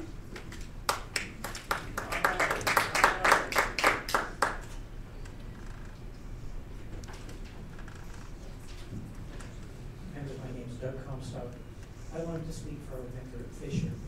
I think that she has the qualifications to be vice chair. After all, there's really nothing to do. I was vice chair for a year, and I'm not doing anything. So it's a wonderful thing to be. You can be the vice chair in case Chair Grant is ill, and you can learn how to run the meetings before that. I'm sure you know how to do that anyway. I am concerned about Member Hilltel. I served with him for years, long into the night, the various arguments that he would come up with. It's not much fun to be here at midnight when Member Hilltel has another brainstorm. But I do want to say about Mr. Member Hilltel that he is often right, and you know, much as he goes out on a limb this way and that way, even a broken clock is right twice a day. Thank you.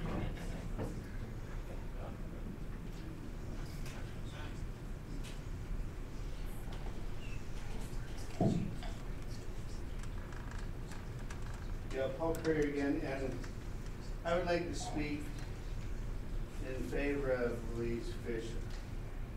Not just, you're Mark Farrell's appointee, if I understand. I'm not sure, but maybe I'm wrong.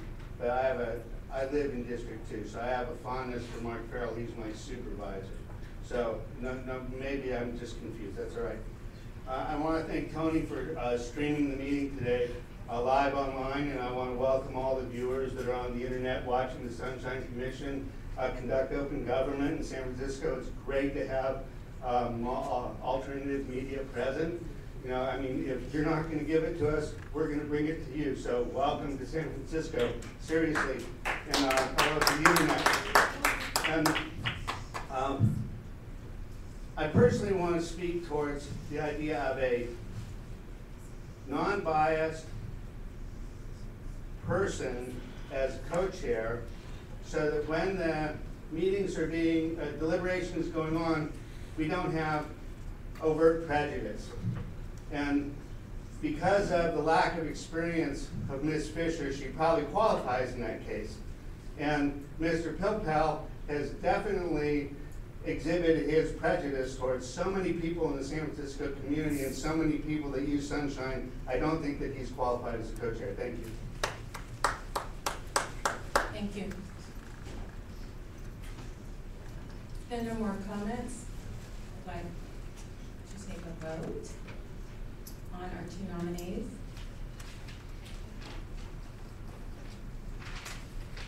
Member Nee? Fisher. Member Nee Fisher. Member Grant? I'm sorry, Member Monet? Aye for Fisher.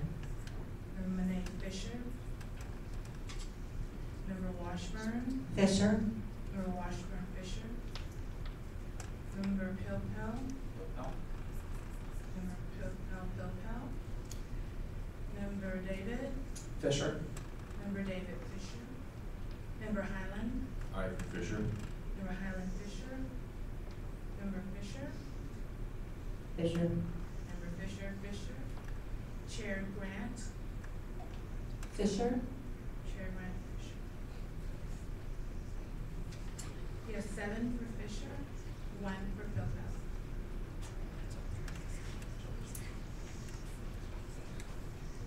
Madam Chair, some of the members of the audience mentioned correctly that usually at 5 p.m. or immediately as soon thereafter, we take general public comment. And just if I may add, that has certainly been a common practice for years. Essentially on issues not listed on the agenda. All you have to do is look at agenda item 20 and you'll see it in there. Through the chair, the agenda item 20, which is the general public comment, requires that it be taken as soon after 5 p.m. as possible.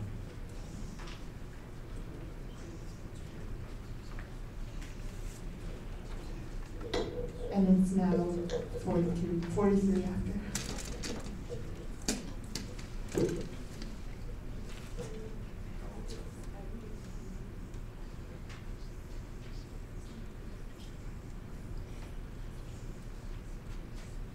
people do we have for public comment today? Just so I can move this along for everyone and get to the agendas.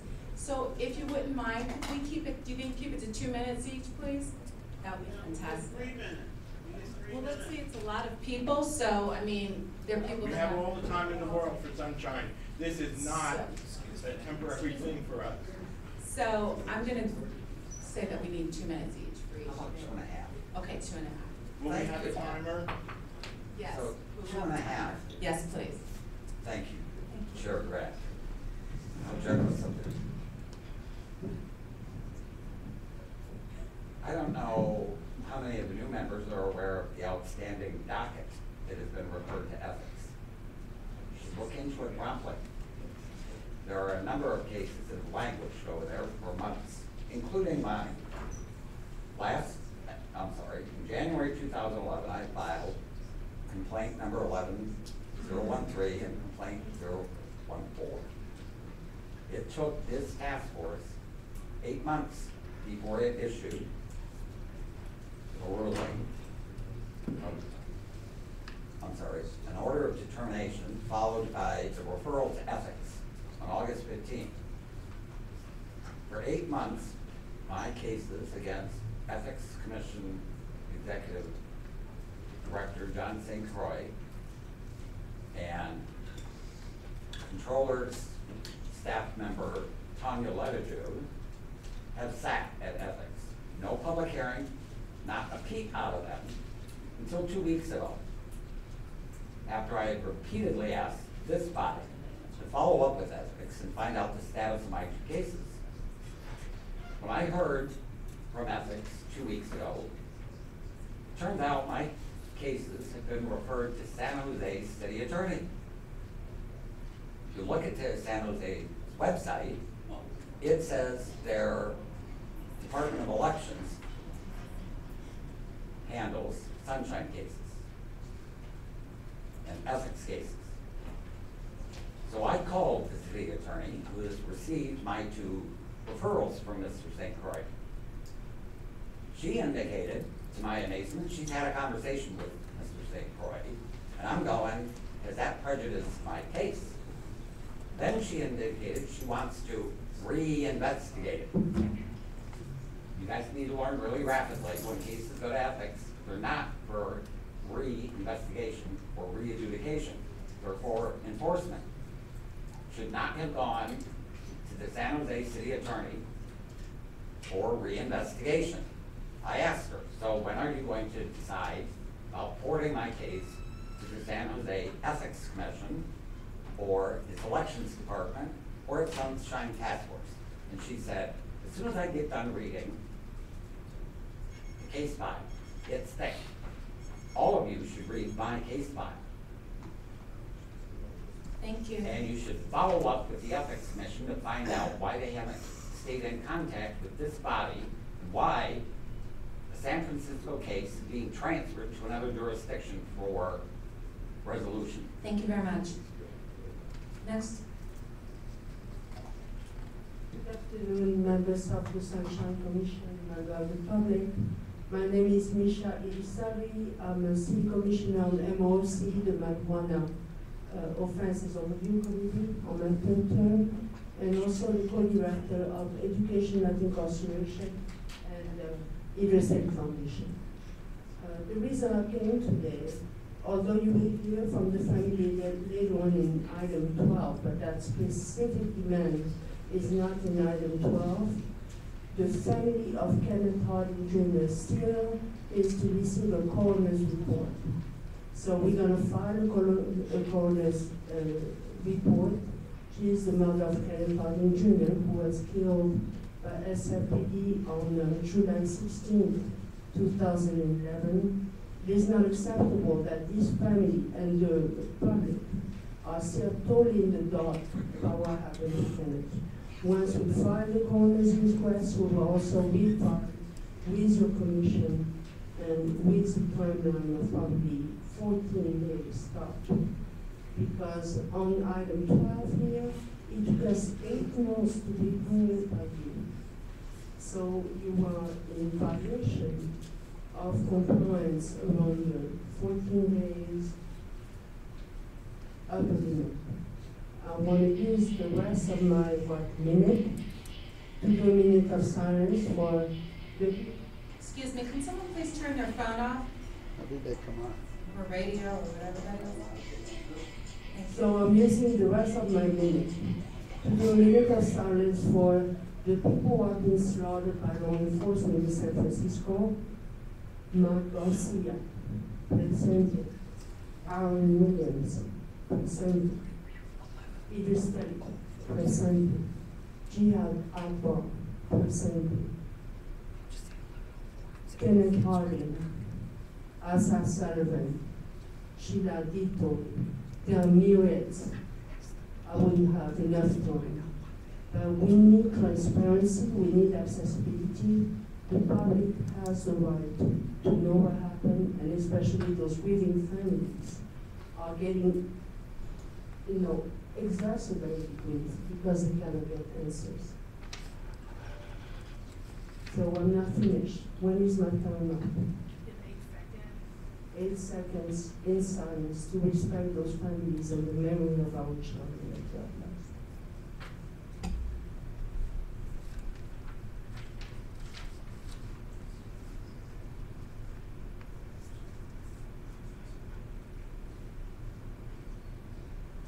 Ashley. Thank you. We have a disabled speaker.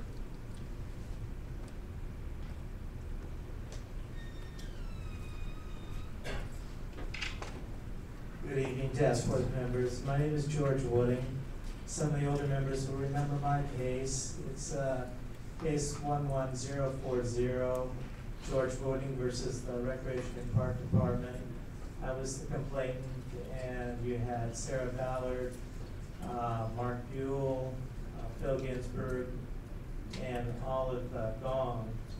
And in that case, what had happened is I had asked for documents from the Recreation and Park Department, and they had denied that they had these documents, and I had the documents. And then I proceeded to provide those documents. It was, and what came from this also was that the Department of Technology was actually, for the first time, able to retrieve documents, and they had heretofore said that they would be unable to do that. So it was not a, I don't know, in my mind it was a landmark case at least, and it was a very open and shut case. And this case has been forwarded to the ethics department, and absolutely nothing has happened, and it languishes. And what I would like to ask this body to do is to investigate why such an open and shut case that, again, I believe was a very important case for a variety of reasons, is still not acted upon and is still being treated like many of the cases that, the 18 that were retired. I think it's an important case, it has merit, and I think this body should, one of their responsibilities should be, since ethics does not seem capable of handling their own business, at least this body could be responsible to the citizens and follow up and see what exactly is happening with ethics and why that particular case still languishes. So I would appreciate a follow-up. Thank you very much. Thank you.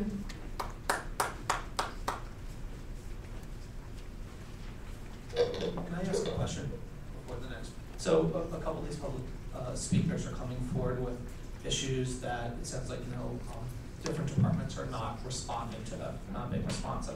And I'm just wondering, is it appropriate for our clerk to be, I don't know if they've met with our clerk to see if that they've spoken, what, has there been any unofficial follow-up on the task force part on behalf of these people? And is that something that it's my understanding that we as a task force are supposed to try to assist as unofficially as possible also along the way. So I'm just curious if any of that has happened yet. Through the chair to Member David, that at least two of the speakers were referring to matters that had been, I believe, referred to the Ethics Commission for further enforcement. of an order of determination where the task force had found there were violations. The matter went to ethics. The procedure is that for some matters it can be sent to ethics for enforcement. And there are complaints or that there are issues with delay in enforcement. Once it goes over to ethics, the task force certainly is free to inquire and to follow up or whatever, but the enforcement authority, it rests with that agency at this point. Thank you. And we'll talk about that further in item 8. Okay, thanks. Hello, everybody. My name is Marco Scott. I'm Kenneth Harden's uncle. Better talk to the microphone, please. Can everybody hear me? The microphone's not on. Hello. Can you hear me now? Yeah. My name is Marco Scott. I'm Kenneth Harden's uncle, part of the Kenneth Howard Foundation. And me and my family have been fighting since my nephew has gotten killed on 30 Blue by SFPD for the $2 money transfer. It's been a year. We need answers. And our answers is quite a few from the SFPD in the city in regards to the footage that has not been presented to our representative attorneys. Coroner's report has not been presented. It's been a year. It's unjustful because we look at as taxpayers and as being people in here in the United States of America that proper representation is very important. Now, if there is something to be hidden or hide from the city in general with the footage, all we want is justice. All we want is answers. I plead to you from my family for these answers. Me and my sister have become activists in San Francisco. My sister's from Seattle. We have now been feeding the homeless every 3 weeks of the month. Our last feeding, we fed 250 people. We've taken responsibility for people out here in the city. And my sister's not even from here. But we do need answers and help from you guys to release the footage, the coroner's report, to our attorneys. And I would ask and request from you guys to think about this and think about it hardly, because it could be your child. It could be all of our child's. We have a duty to serve our people. Thank you. Thank you, sir. Who's next? I should have introduced myself. I'm Alan Grossman. I think you've seen some of the old movies. You may remember Al Jolson saying, "We ain't seen nothing yet." And you haven't, because you are in the middle of an enormous task dealing with the Ethics Commission, which is writing new regulations, separate regulations to deal with enforcement issues from the task force. And it's been going on a year and a half, 2 years.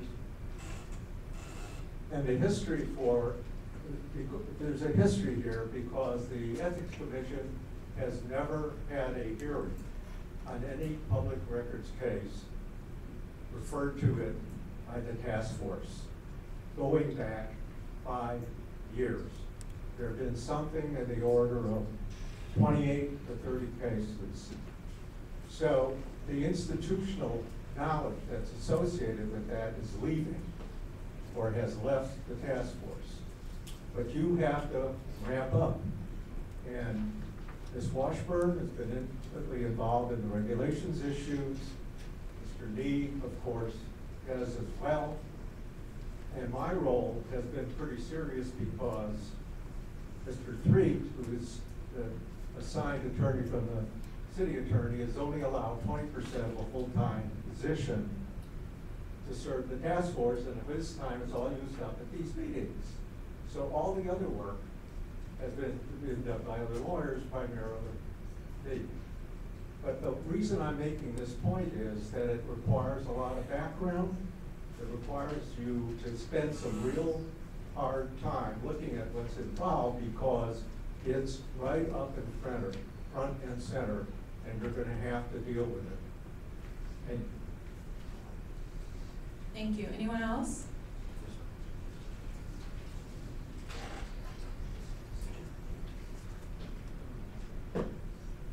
Good evening. My name is Jeremy Miller. I'm co-director of Education Non-Incarceration and the Eve Selly Foundation. I'm also the anonymous claimant on item 12 of tonight's agenda. And I will not, I will save most of my commentary concerning the item, the specific item, to the allocated time, but I would like to acknowledge a couple things. The first thing that I would like to acknowledge is that item 12 is not just a simple dispute with the MTA. Point of order. Sir, this is for non-agenda items. Do not speak to an item that is on today's agenda. That's fine. I will be more general about it. There are multiple people in this room tonight that are family members of deceased citizens who were killed by the San Francisco and extended Greater Bay Area police departments. And tonight you will be hearing, tonight when we get to the specifics of the agenda item, which I won't speak on now, I would like this body to bear in mind that the addressing of this matter is being watched very carefully by people who have lost loved ones and are seeking justice. And the second thing that I would like to acknowledge is that today marks the 6-year anniversary of the San Francisco police assassination of Ace Sullivan. And so I'd like a moment to acknowledge that, please.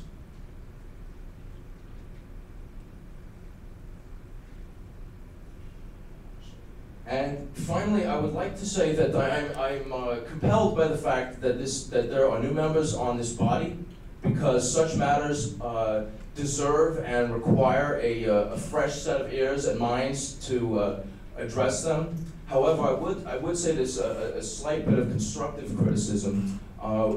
We've been here since 4 p.m. and a lot of the time of this session has been consumed so far dealing with parliamentary matters. And for a commission that is a task force that is commissioned with serving open government, for poor and working people to have that much time expended on administrative issues, Sir, thank you. It works against open government and it serves as a filibuster. Thank you very much. Anyone else, please? Hello, Michael Petrellis again. At the Board of Soups, you have a little digital clock telling you how much time is left for your public comment. I think it's time for the task force to provide members of the public with something where we see where our time is, so that public comment can be more better organized, shall we say. I asked the woman who was keeping time to give me a 30-second warning when I have only 30 seconds left. I want to address the importance of this task force in terms of being very independent of the Scott Wiener machinations and other folks at City Hall, shall we call them the city family, who really want to kill Sunshine. If the task force is not full of people who are independent, committed, and qualified to serve on this task force, it is going to harm the public, City Hall, and our sense of democracy in this town. Sunshine is vital to democracy. And if the task force has tons of questions hanging over its head about who's on it and how they got there, it is doing democracy a disservice.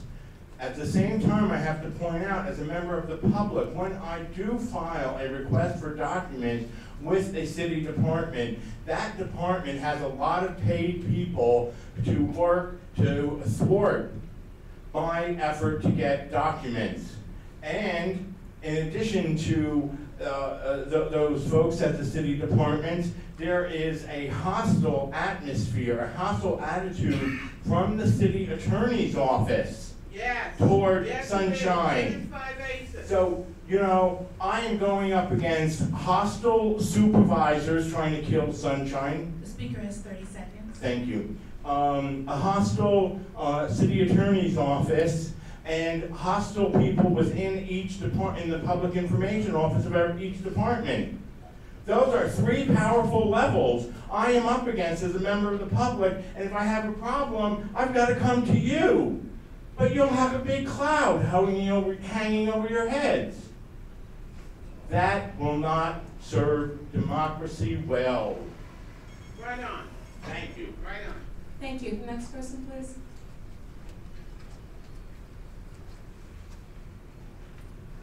My name is Pastor Gavin. I echo the previous speakers, in particular the last speaker, because I'm facing something similar as a black woman with disabilities, going up against Edwin Ma Lee, the mayor of San Francisco, who has never responded to the numerous letters I've written him. I'm going up against Scott Wiener, who was found in violation in case number 11048, which is on Google. I'm also going up against 3 other supervisors who were found in violation, along with Scott Wiener. In addition, I'm going up against Dennis Vivaces Herrera, the city attorney, who does everything that he can to destroy open government. Also, Ms. Osbury, please give me a 30-second warning. I'm going up against the city family. I'm going up with the mayor, a supervisor, and a city attorney, all of whom I think are racist, and it will be in my filing in federal court. I'm also disappointed to see the senior clerk of the board sitting here, because I have filed a complaint against you for violating my rights under the Americans with Disabilities, Section 504. Ms. Callahan can forward with you that complaint. I am concerned because you are here for the establishment. You are not here on behalf of the people who are here in this room, and we all know it. And we are not going to abdicate our rights to the city family. It doesn't matter if they're Harvard educated, if they come from Duke University. We are American citizens, and we will fight for our rights. I would also like to say that it was not until January of 2012 that it resonated with me what the Sunshine Task Force really does. The tremendous amount of work that you have done over the years is more work than some people do in this building. Although I have brought many cases before you, I can only say to the few members who are here, and in honor of the current members who are no longer here, you've done a tremendous job. The residents of San Francisco will be proud of you. I will not forget what you've done, and you don't know it yet, but you have truly made history. Thank you.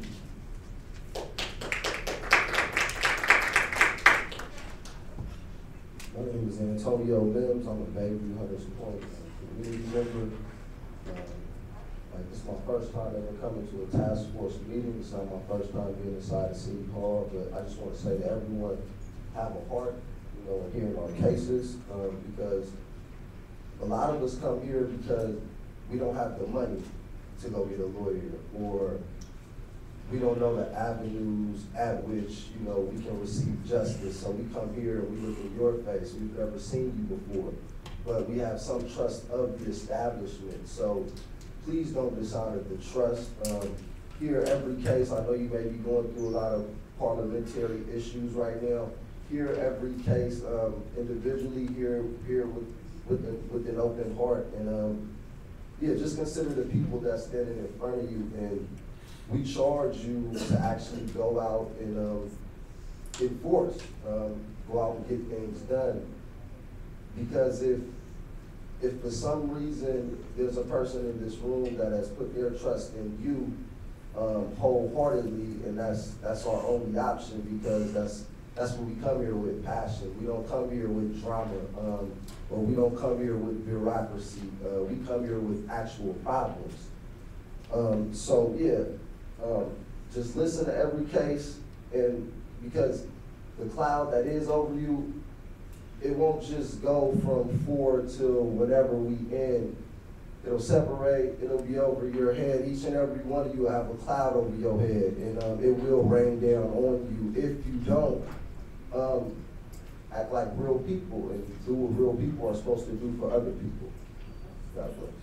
Thank you so much. Are there any more speakers? Are you the last speaker, sir? We'd love to try to wrap this up so we can get to the cases. So if you could be brief, I'd really appreciate it so we can get to getting to the work at hand. Thank you. Thank you very much. Again, my name is Paul Currier. And I've welcomed you. I've also spoken at the Board of Supervisors to get these hearings televised and put on SF.gov TV. It's critical. That's one of the reasons Supervisor Campos was here earlier. He's going to author that, and he's agreed to sponsor that resolution. And so we look forward to seeing more sunshine, even on sunshine. I just wanted to mention, for everybody's benefit, how we got where we're at. Because you may not understand what your charter is. Your charter is from the voters of the people of San Francisco. It's not from the Board of Supervisors or Mayor Ed Lee or the charter and all these. You were created by the voters because we had a problem with the Ethics Commission. And after many decades of getting nothing done in ethics, the Sunshine Ordinance was passed by the voters of San Francisco. That's how we got here. Now, in 12 years, there's only one case that you guys have referred to ethics that's actually made it through ethics for removal of anybody. And that was regarding Jewel Gomez at the Library Commission. And ethics found that that person needed to be removed from office and referred the case upstairs to Mayor Lee. And guess what? Still there. Radio silence. The man does nothing. So I know there's a lot of people in San Francisco that support the mayor. I don't.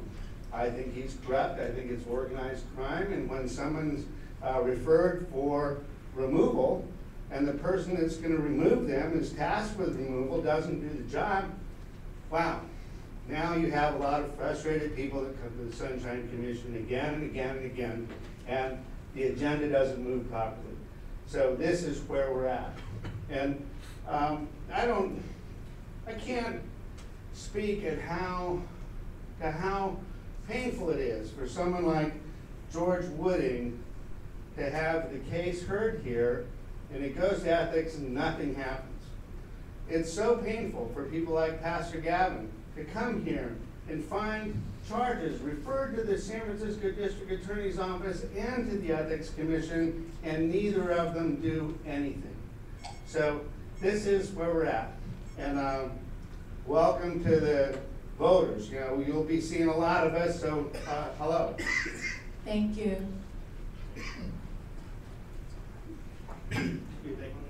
Ms. Osprey, if you got 30 seconds. Members of the task force, Ray Hartz, Director of San Francisco Open Government. I've been actively involved in a lot of boards and commissions and have attended most excuse me, of the task force meetings for the last 4 years. And when I go to a board meeting, I tell them there are two things that I believe that I'm there for. It is to monitor whether or not citizens are allowed to meaningfully participate in the meetings and allowed to make public comment. Also, that they are allowed access to public records, because often if you're going to lodge, effectively address any public issue, you often have to have access to the records necessary to do so. I believe that because I'm a Navy veteran. When I took the oath of office, it was a really transformative experience for me, where I raised my hand and I swore to protect and defend the Constitution of the United States, just as you all did earlier this evening. I realized at that moment that it was an oath that I would never be able to put down. And I believe in Voltaire's comment, which is, I may not agree with what a man has to say, but I will defend to the death his right to say it. One of the things you need to be aware of is the problems that you come into.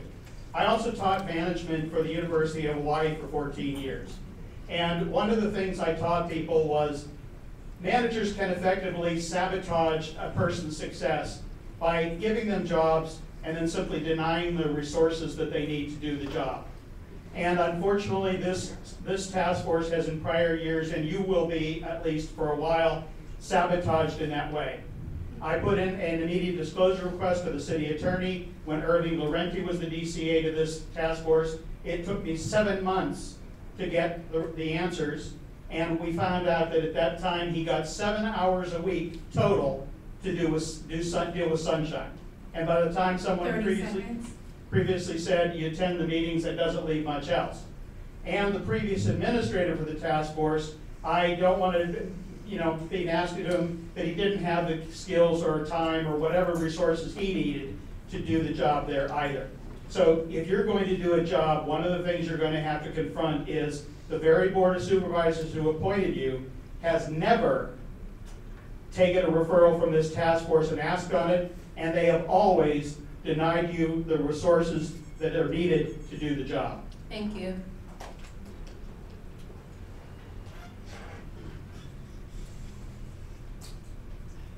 To the task force, my name is C.P. Johnson. I'm the uncle of Oscar Grant, and thank you. First, I come here not really knowledgeable of what your specific task is, but what I've heard since I've been here, sitting here, appears to be a total confusion on whether you really can help my dear friend who I'm here to support, and that is Danica Chapman, and of course her brother Marco, concerning Kenneth Hardy. So all I can do at this moment is just share something from my heart. As a person that has experienced the loss of a loved one at the hands of the police, one of the things that we ask is many questions or even information. And what pains me about their case is the fact that they've asked for a death certificate. They've asked for the video surveillance cameras that actually showed the actual shooting. I'm not sure what your jurisdiction is, but there's much pain on a family. Can I get simple questions asked? I see this as an opportunity for this family to use this body in ways that can assist them in ways that can help alleviate the pain that they're suffering by being denied the information that they request.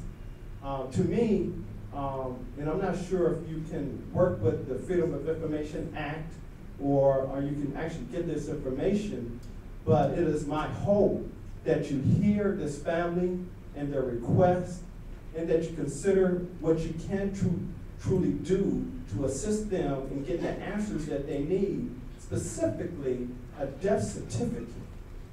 The loss of a loved one and being denied that right, or the autopsy to their child, is extremely painful.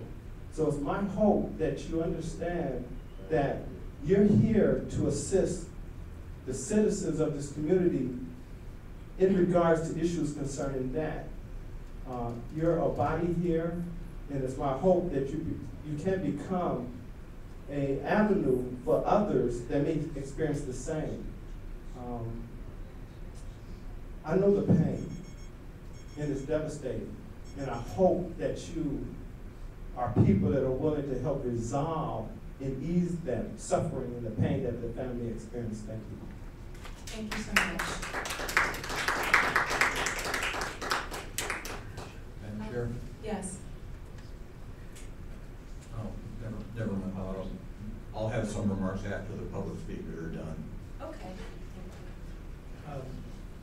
I just wanted to say that our ex officio member, Angela Calvillo, is always welcome here, always was, and I'm so delighted to see her here, and I'm delighted that the meetings are on Wednesday nights now rather than on Tuesdays, so that she can attend, because there's a lot that happens here, and a lot of it bears on what happens around the rest of St. Paul. So welcome, and I hope we see a lot of you. I want to talk a little bit about the ordinance, and I had the pleasure of serving on a committee called San Franciscans for Sunshine, who wrote the ordinance, and I got to sit around Angela Aliotto's great big conference table with icons like Bruce Brugman and Rick Nee, and as we wrote the ordinance. One of the problems that we left for the very last was the appointing authority. Who would appoint the members to this body? It was a big decision, and we couldn't make it. We had three choices. Either it would be the mayor, who was Willie Brown, and that was not going to happen. Never, never, never. Or we had different department heads, but we thought there'd be a lot of conflict of interest if we had various department heads making appointments. So then we decided it had to be the Board of Supervisors, because we thought there would be less interference from the Board of Supervisors in the membership of this task force. Less interference is what we were aiming at. One of the reasons we thought there would be less interference was because we had the newly instituted district elections, and we had the election of people who didn't have to spend a lot of money to get into office, and we thought would be there to fight for the people. Well, it doesn't seem to be happening. One of the reasons that we instituted the 4 seats by appointing organizations, that is the Society for Professional Journalists, the League of Women Voters, the New California Media. The reason that we decided that this would at least alleviate the problem of interference somewhat from the Board of Supervisors if we had these seats. Those are seats that have been there for 13 years. I hope that the Board of Supervisors will uphold them. Thank you. Thank you, sir.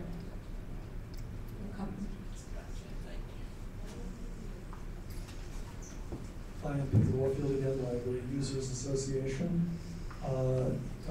So little time and so many things to say. First of all, congratulations on your chair and vice chair selections. And I would ask, as a point of personal privilege, if I were here, for a comfort break for the public, which has been sitting here for more than 2 hours, perhaps 5 or 10 minutes after this item. I have a couple of housekeeping questions. The agenda shows that the ex officio seats are both vacant, and while I'm charmed to see Angela Calvillo, the clerk of the board, sitting there, I'm curious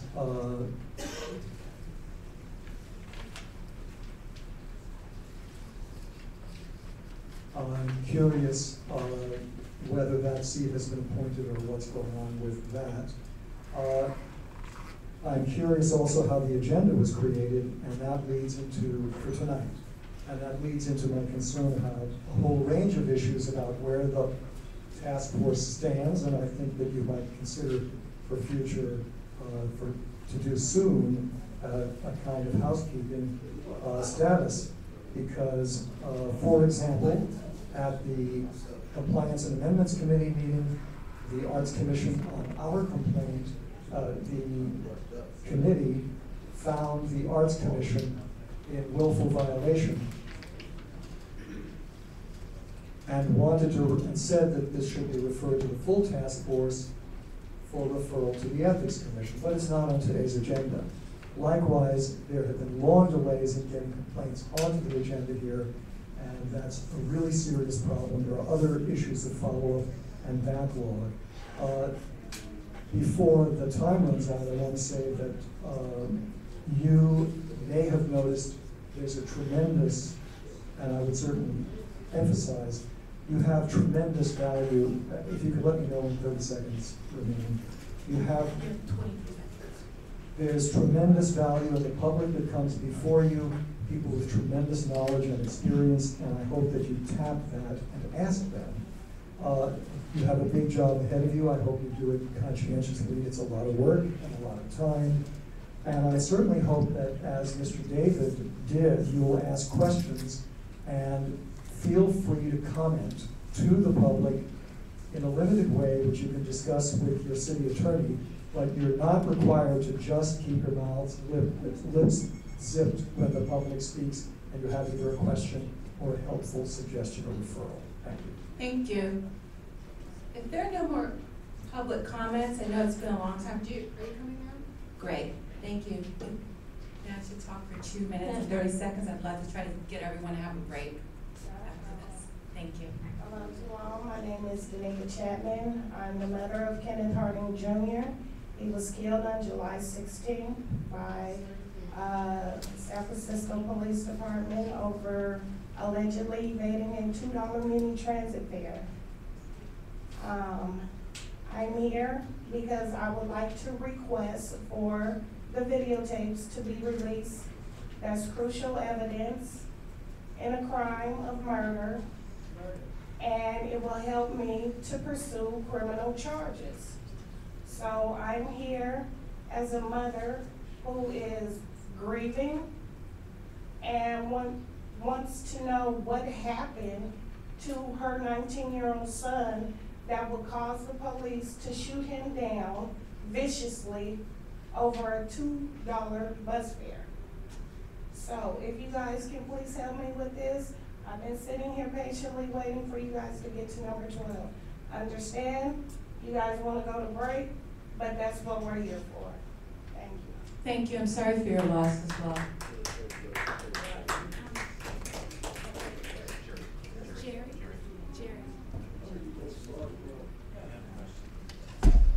We'd like to. Present, I'm here to speak. I think the people are definitely outraged, and I think Can you say your name, please? They call me Charles. I am Charles. Charles. P-I-T-T-S. The middle name R-O-S-A-B-E-L-T. Great, thank you. It's a special spelling, so make sure you get it right. Mine will be a baby.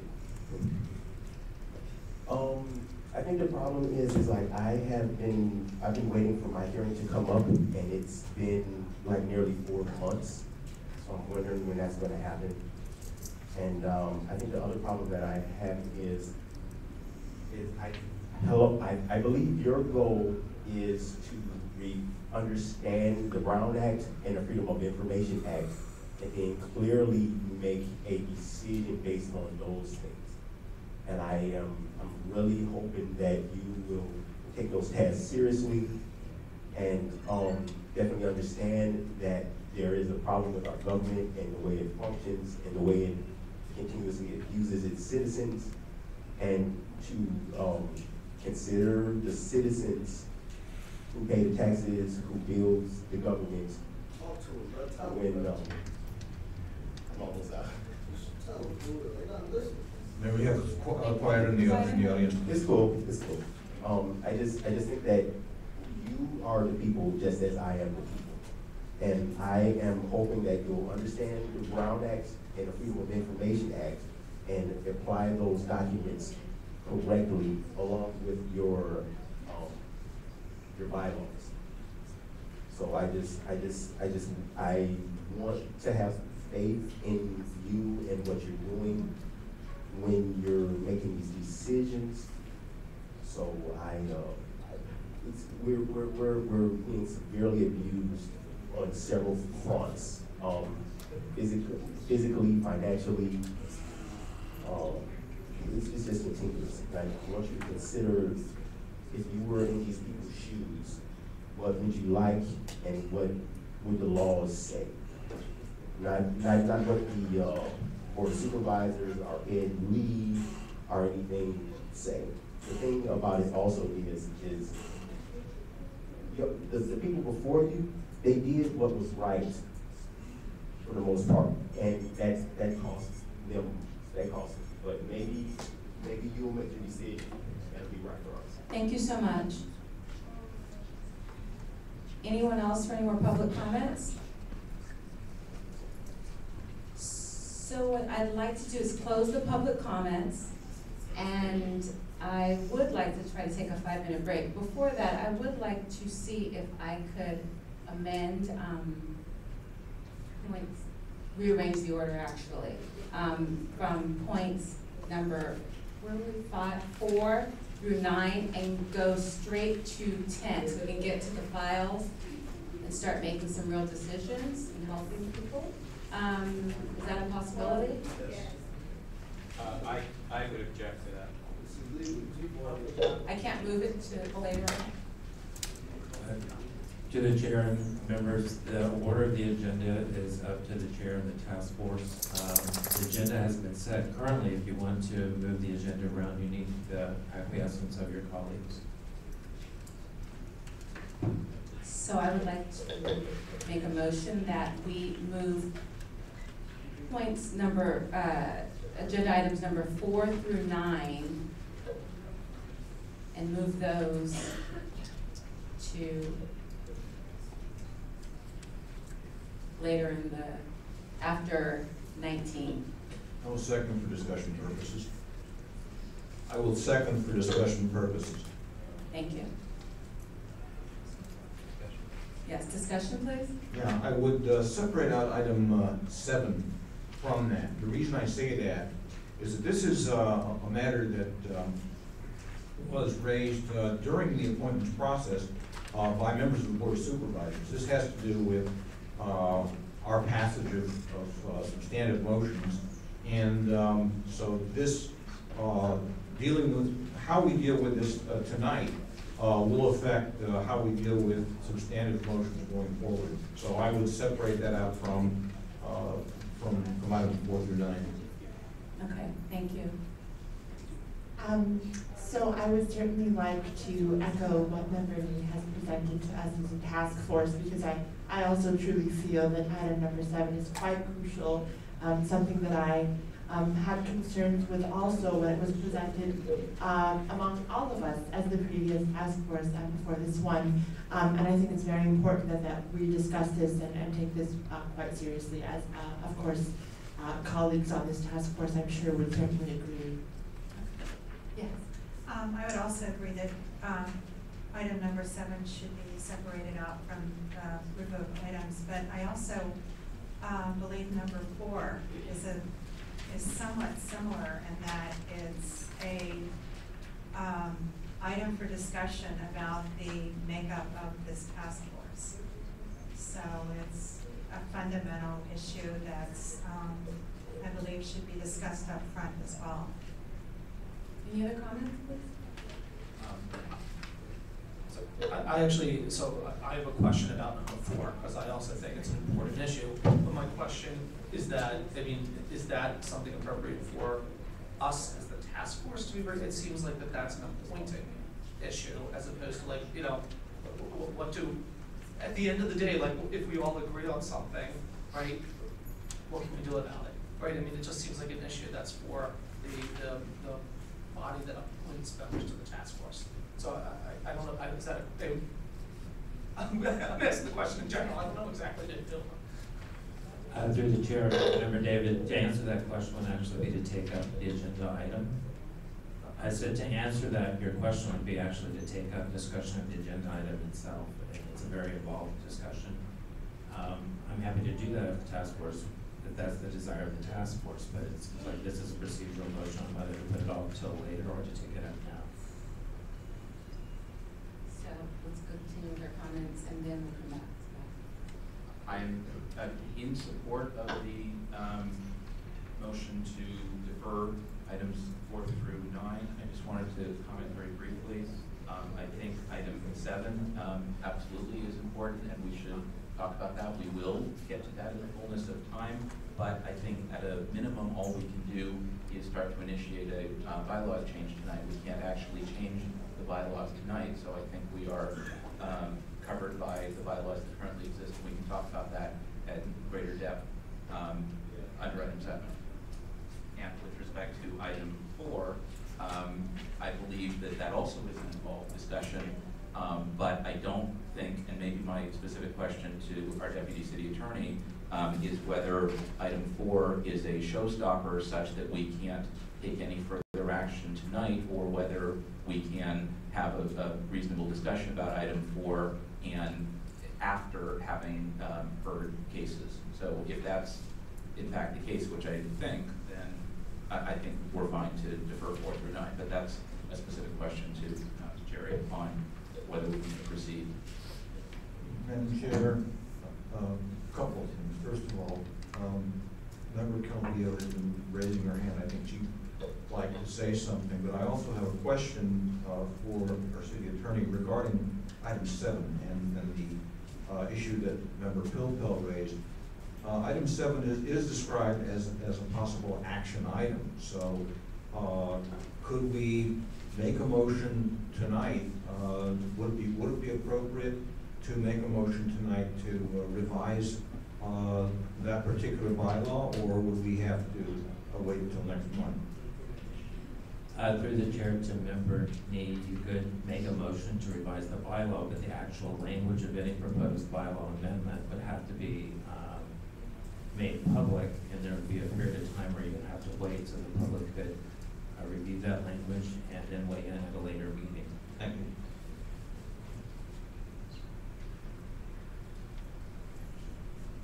You address my concern about item 4, then through the chair to Member Pilpel, my answer is basically the same as it was to Member David. If we'd like to take this matter up, it's an involved discussion. There's not an easy, quick answer to it. I'm happy to do that if it's the desire of the task force, but I think the decision of the task force is whether they want to take it up now or they would like to take it up later. We can take it up later and move forward on the file, and that's correct. Then we're going to get into the substance of the matter. If you'd like me to address it, I'm happy to do so. Is that the desire of the task force? We'd like to take the matter up later if it will not impede our being able to vote, or to not vote, but to make decisions on the files from number 10 to really get into the file that people are here for. That's our question. Well, the question in that item. And number 4? So procedurally, this is difficult because you're asking to have a substantive discussion of the item when the item has not been called on the agenda. So you really should take it up if you wanted to discuss it. Madam Chair, I make a recommendation. I'm sorry, public, can you hear me? Yes. I'm Angela Calvillo, the ex officio member on this committee. My position does not count towards quorum, nor can I vote, but I can provide some information on item 4. I won't do it until the item is called, but I think the information that I have could dispense with the matter in the event that Deputy City Attorney Jeremy Threet found that it was sufficient for us to then continue till a later conversation, whether it's tonight or the next meeting. But it is your call. So we would love to take the item up. We would love to take the item up. Briefing. We would love to Okay. take the item up. And you would have the clerk call the item. So before we do that. Wait, so for number 4. But I guess we have a motion first. Sure. So Madam Chair? Madam Chair, if it's in order, I was going to suggest that we defer items 5 through 9 and make that as a friendly amendment to the motion that's before us, then pick up item 4, take a break, and then come back to item 10. Second accepts. Does the maker accept? Say it again. Does the second accepts, does the maker accept? I accept it. So.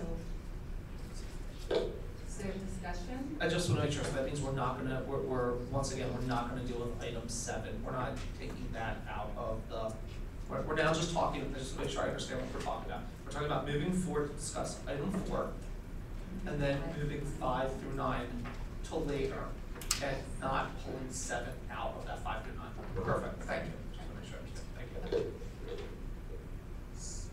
So the answer?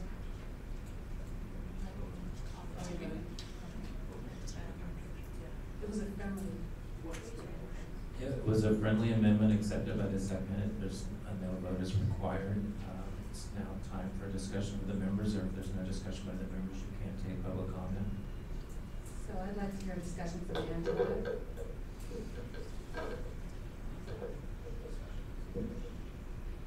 Madam Chair, are you, For point number 4 that we were talking about all right, Right. so then the task force has decided to.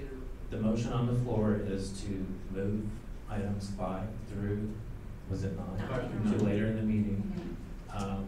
That's the motion on the floor. There has to be a vote on that motion. There can be discussion on the motion, and there can also be public comment on the motion.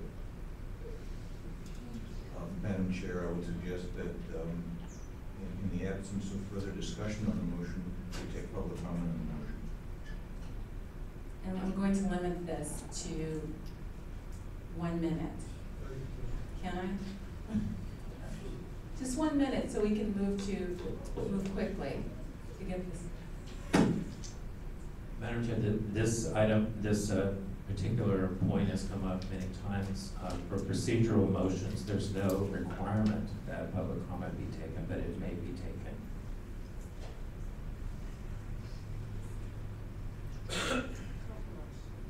1 minute, please. Thank you. So, I believe that you should also separate out 7 and keep it right where it belongs on the agenda. Because I have a hearing loss, I'm not quite sure that I heard Mr. David correctly. That if he alluded to the fact of going back to your appointing authority and asking questions of process, those days are over. If you had indicated that you might want to check with your appointing authority on procedural issues, you are independent of them now. You are totally. You did not hear me correctly, so that's not what I said. Okay, I just wanted to clarify that. Because you are an independent body. Thank you.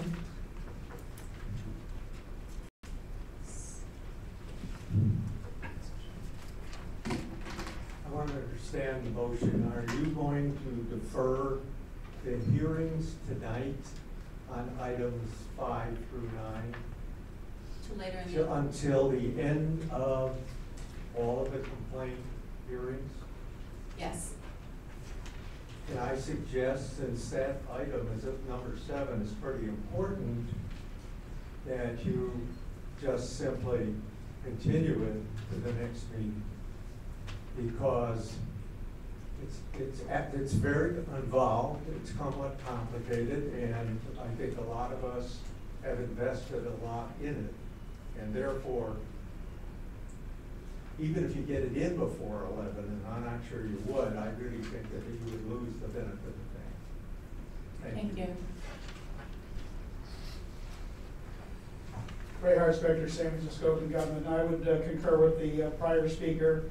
The issue of the number of votes necessary to pass a motion is moot because the fact that you have enough members here that you can get the sufficient votes to pass the motion, and it isn't necessary for a complainant or a respondent in either case to get all of the members, and that was the issue that resulted in the original change.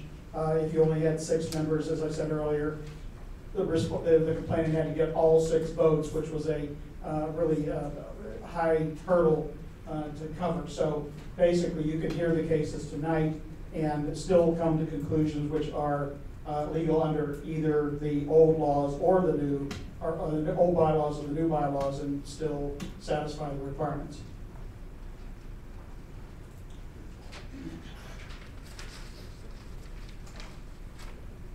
Peter Warfield, I would concur with Mr. Grossman's suggestion.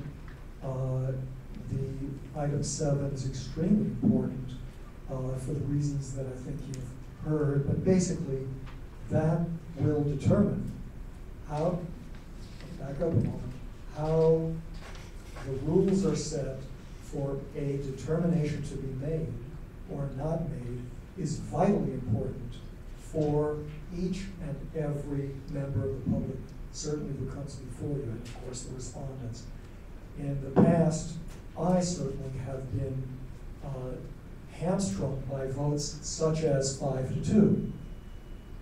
You have 11 appointees, there's a vacancy, somebody's out sick, somebody's traveling, and pretty soon you've got 8, then 7, somebody has to go home and take care of a kid, and now you've got a bare quorum of 6. For the members of the public to have to get 6 votes out of 6 members to get a determination is almost impossible. And so this is a crucially important matter for you to take up promptly. And of course, it is one of the reasons that you're here and that there has been the bloodbath, and that is because the previous task force made a rule change. Thank you for your comments.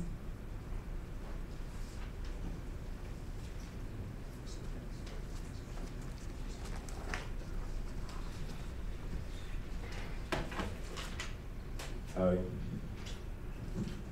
I think just for you to, like, just shift the agenda all around in the middle of the meeting is not, it's just not legal. Because he talks about meeting agendas and that you're supposed to give a very clear and precise listings of what's happening. And if you have if you switch everything around, then it's not clear, it's not precise, it's not accurate, and it's, on some levels, just fraudulent. Because if somebody's number like 20, they know they're gonna be on after 8 o'clock. But if you switch it earlier, then they might show up late, or they might miss it altogether because they're expecting the item to come up at like 8 o'clock. I mean, some of your meetings go on until like 10, 11 o'clock. So if they're number 22, then they know that they should be here around 10 or 11 o'clock. Thank you. So I would like a point of clarification on number 7. So if we wait till later in the night to deal with number 7, right? Or as one of the speakers recommended that we suspend it till the next meeting. Does that mean that if we suspended it till the next meeting, that whatever vote we would eventually take on that would not go into effect until the following meeting? Like, if we don't deal with that issue tonight and vote on it tonight, or whatever the steps, are we just deferring it for a couple of more meetings to get the actual result? Sarah?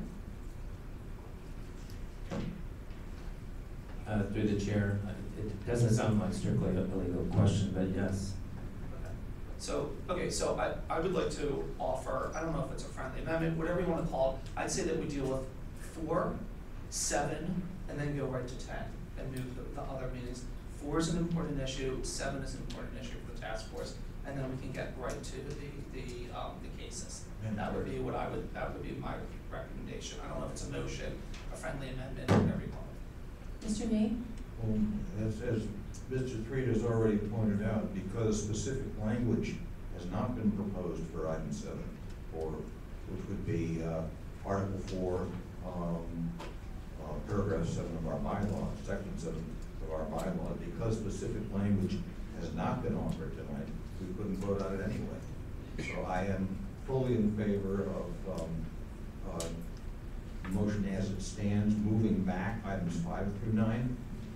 When we get to item 7, we can discuss it, or we can continue it at that time when we get to it. I'm fine. I'm fine with that. Clerk, can we take a vote?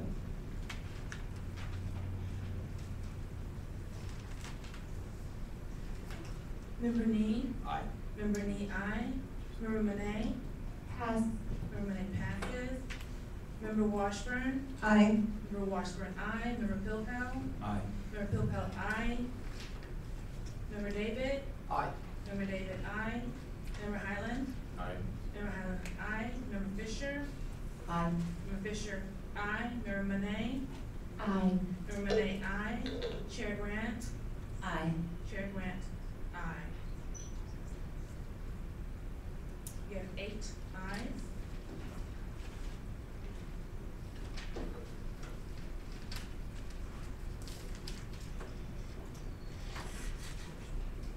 The motion passes.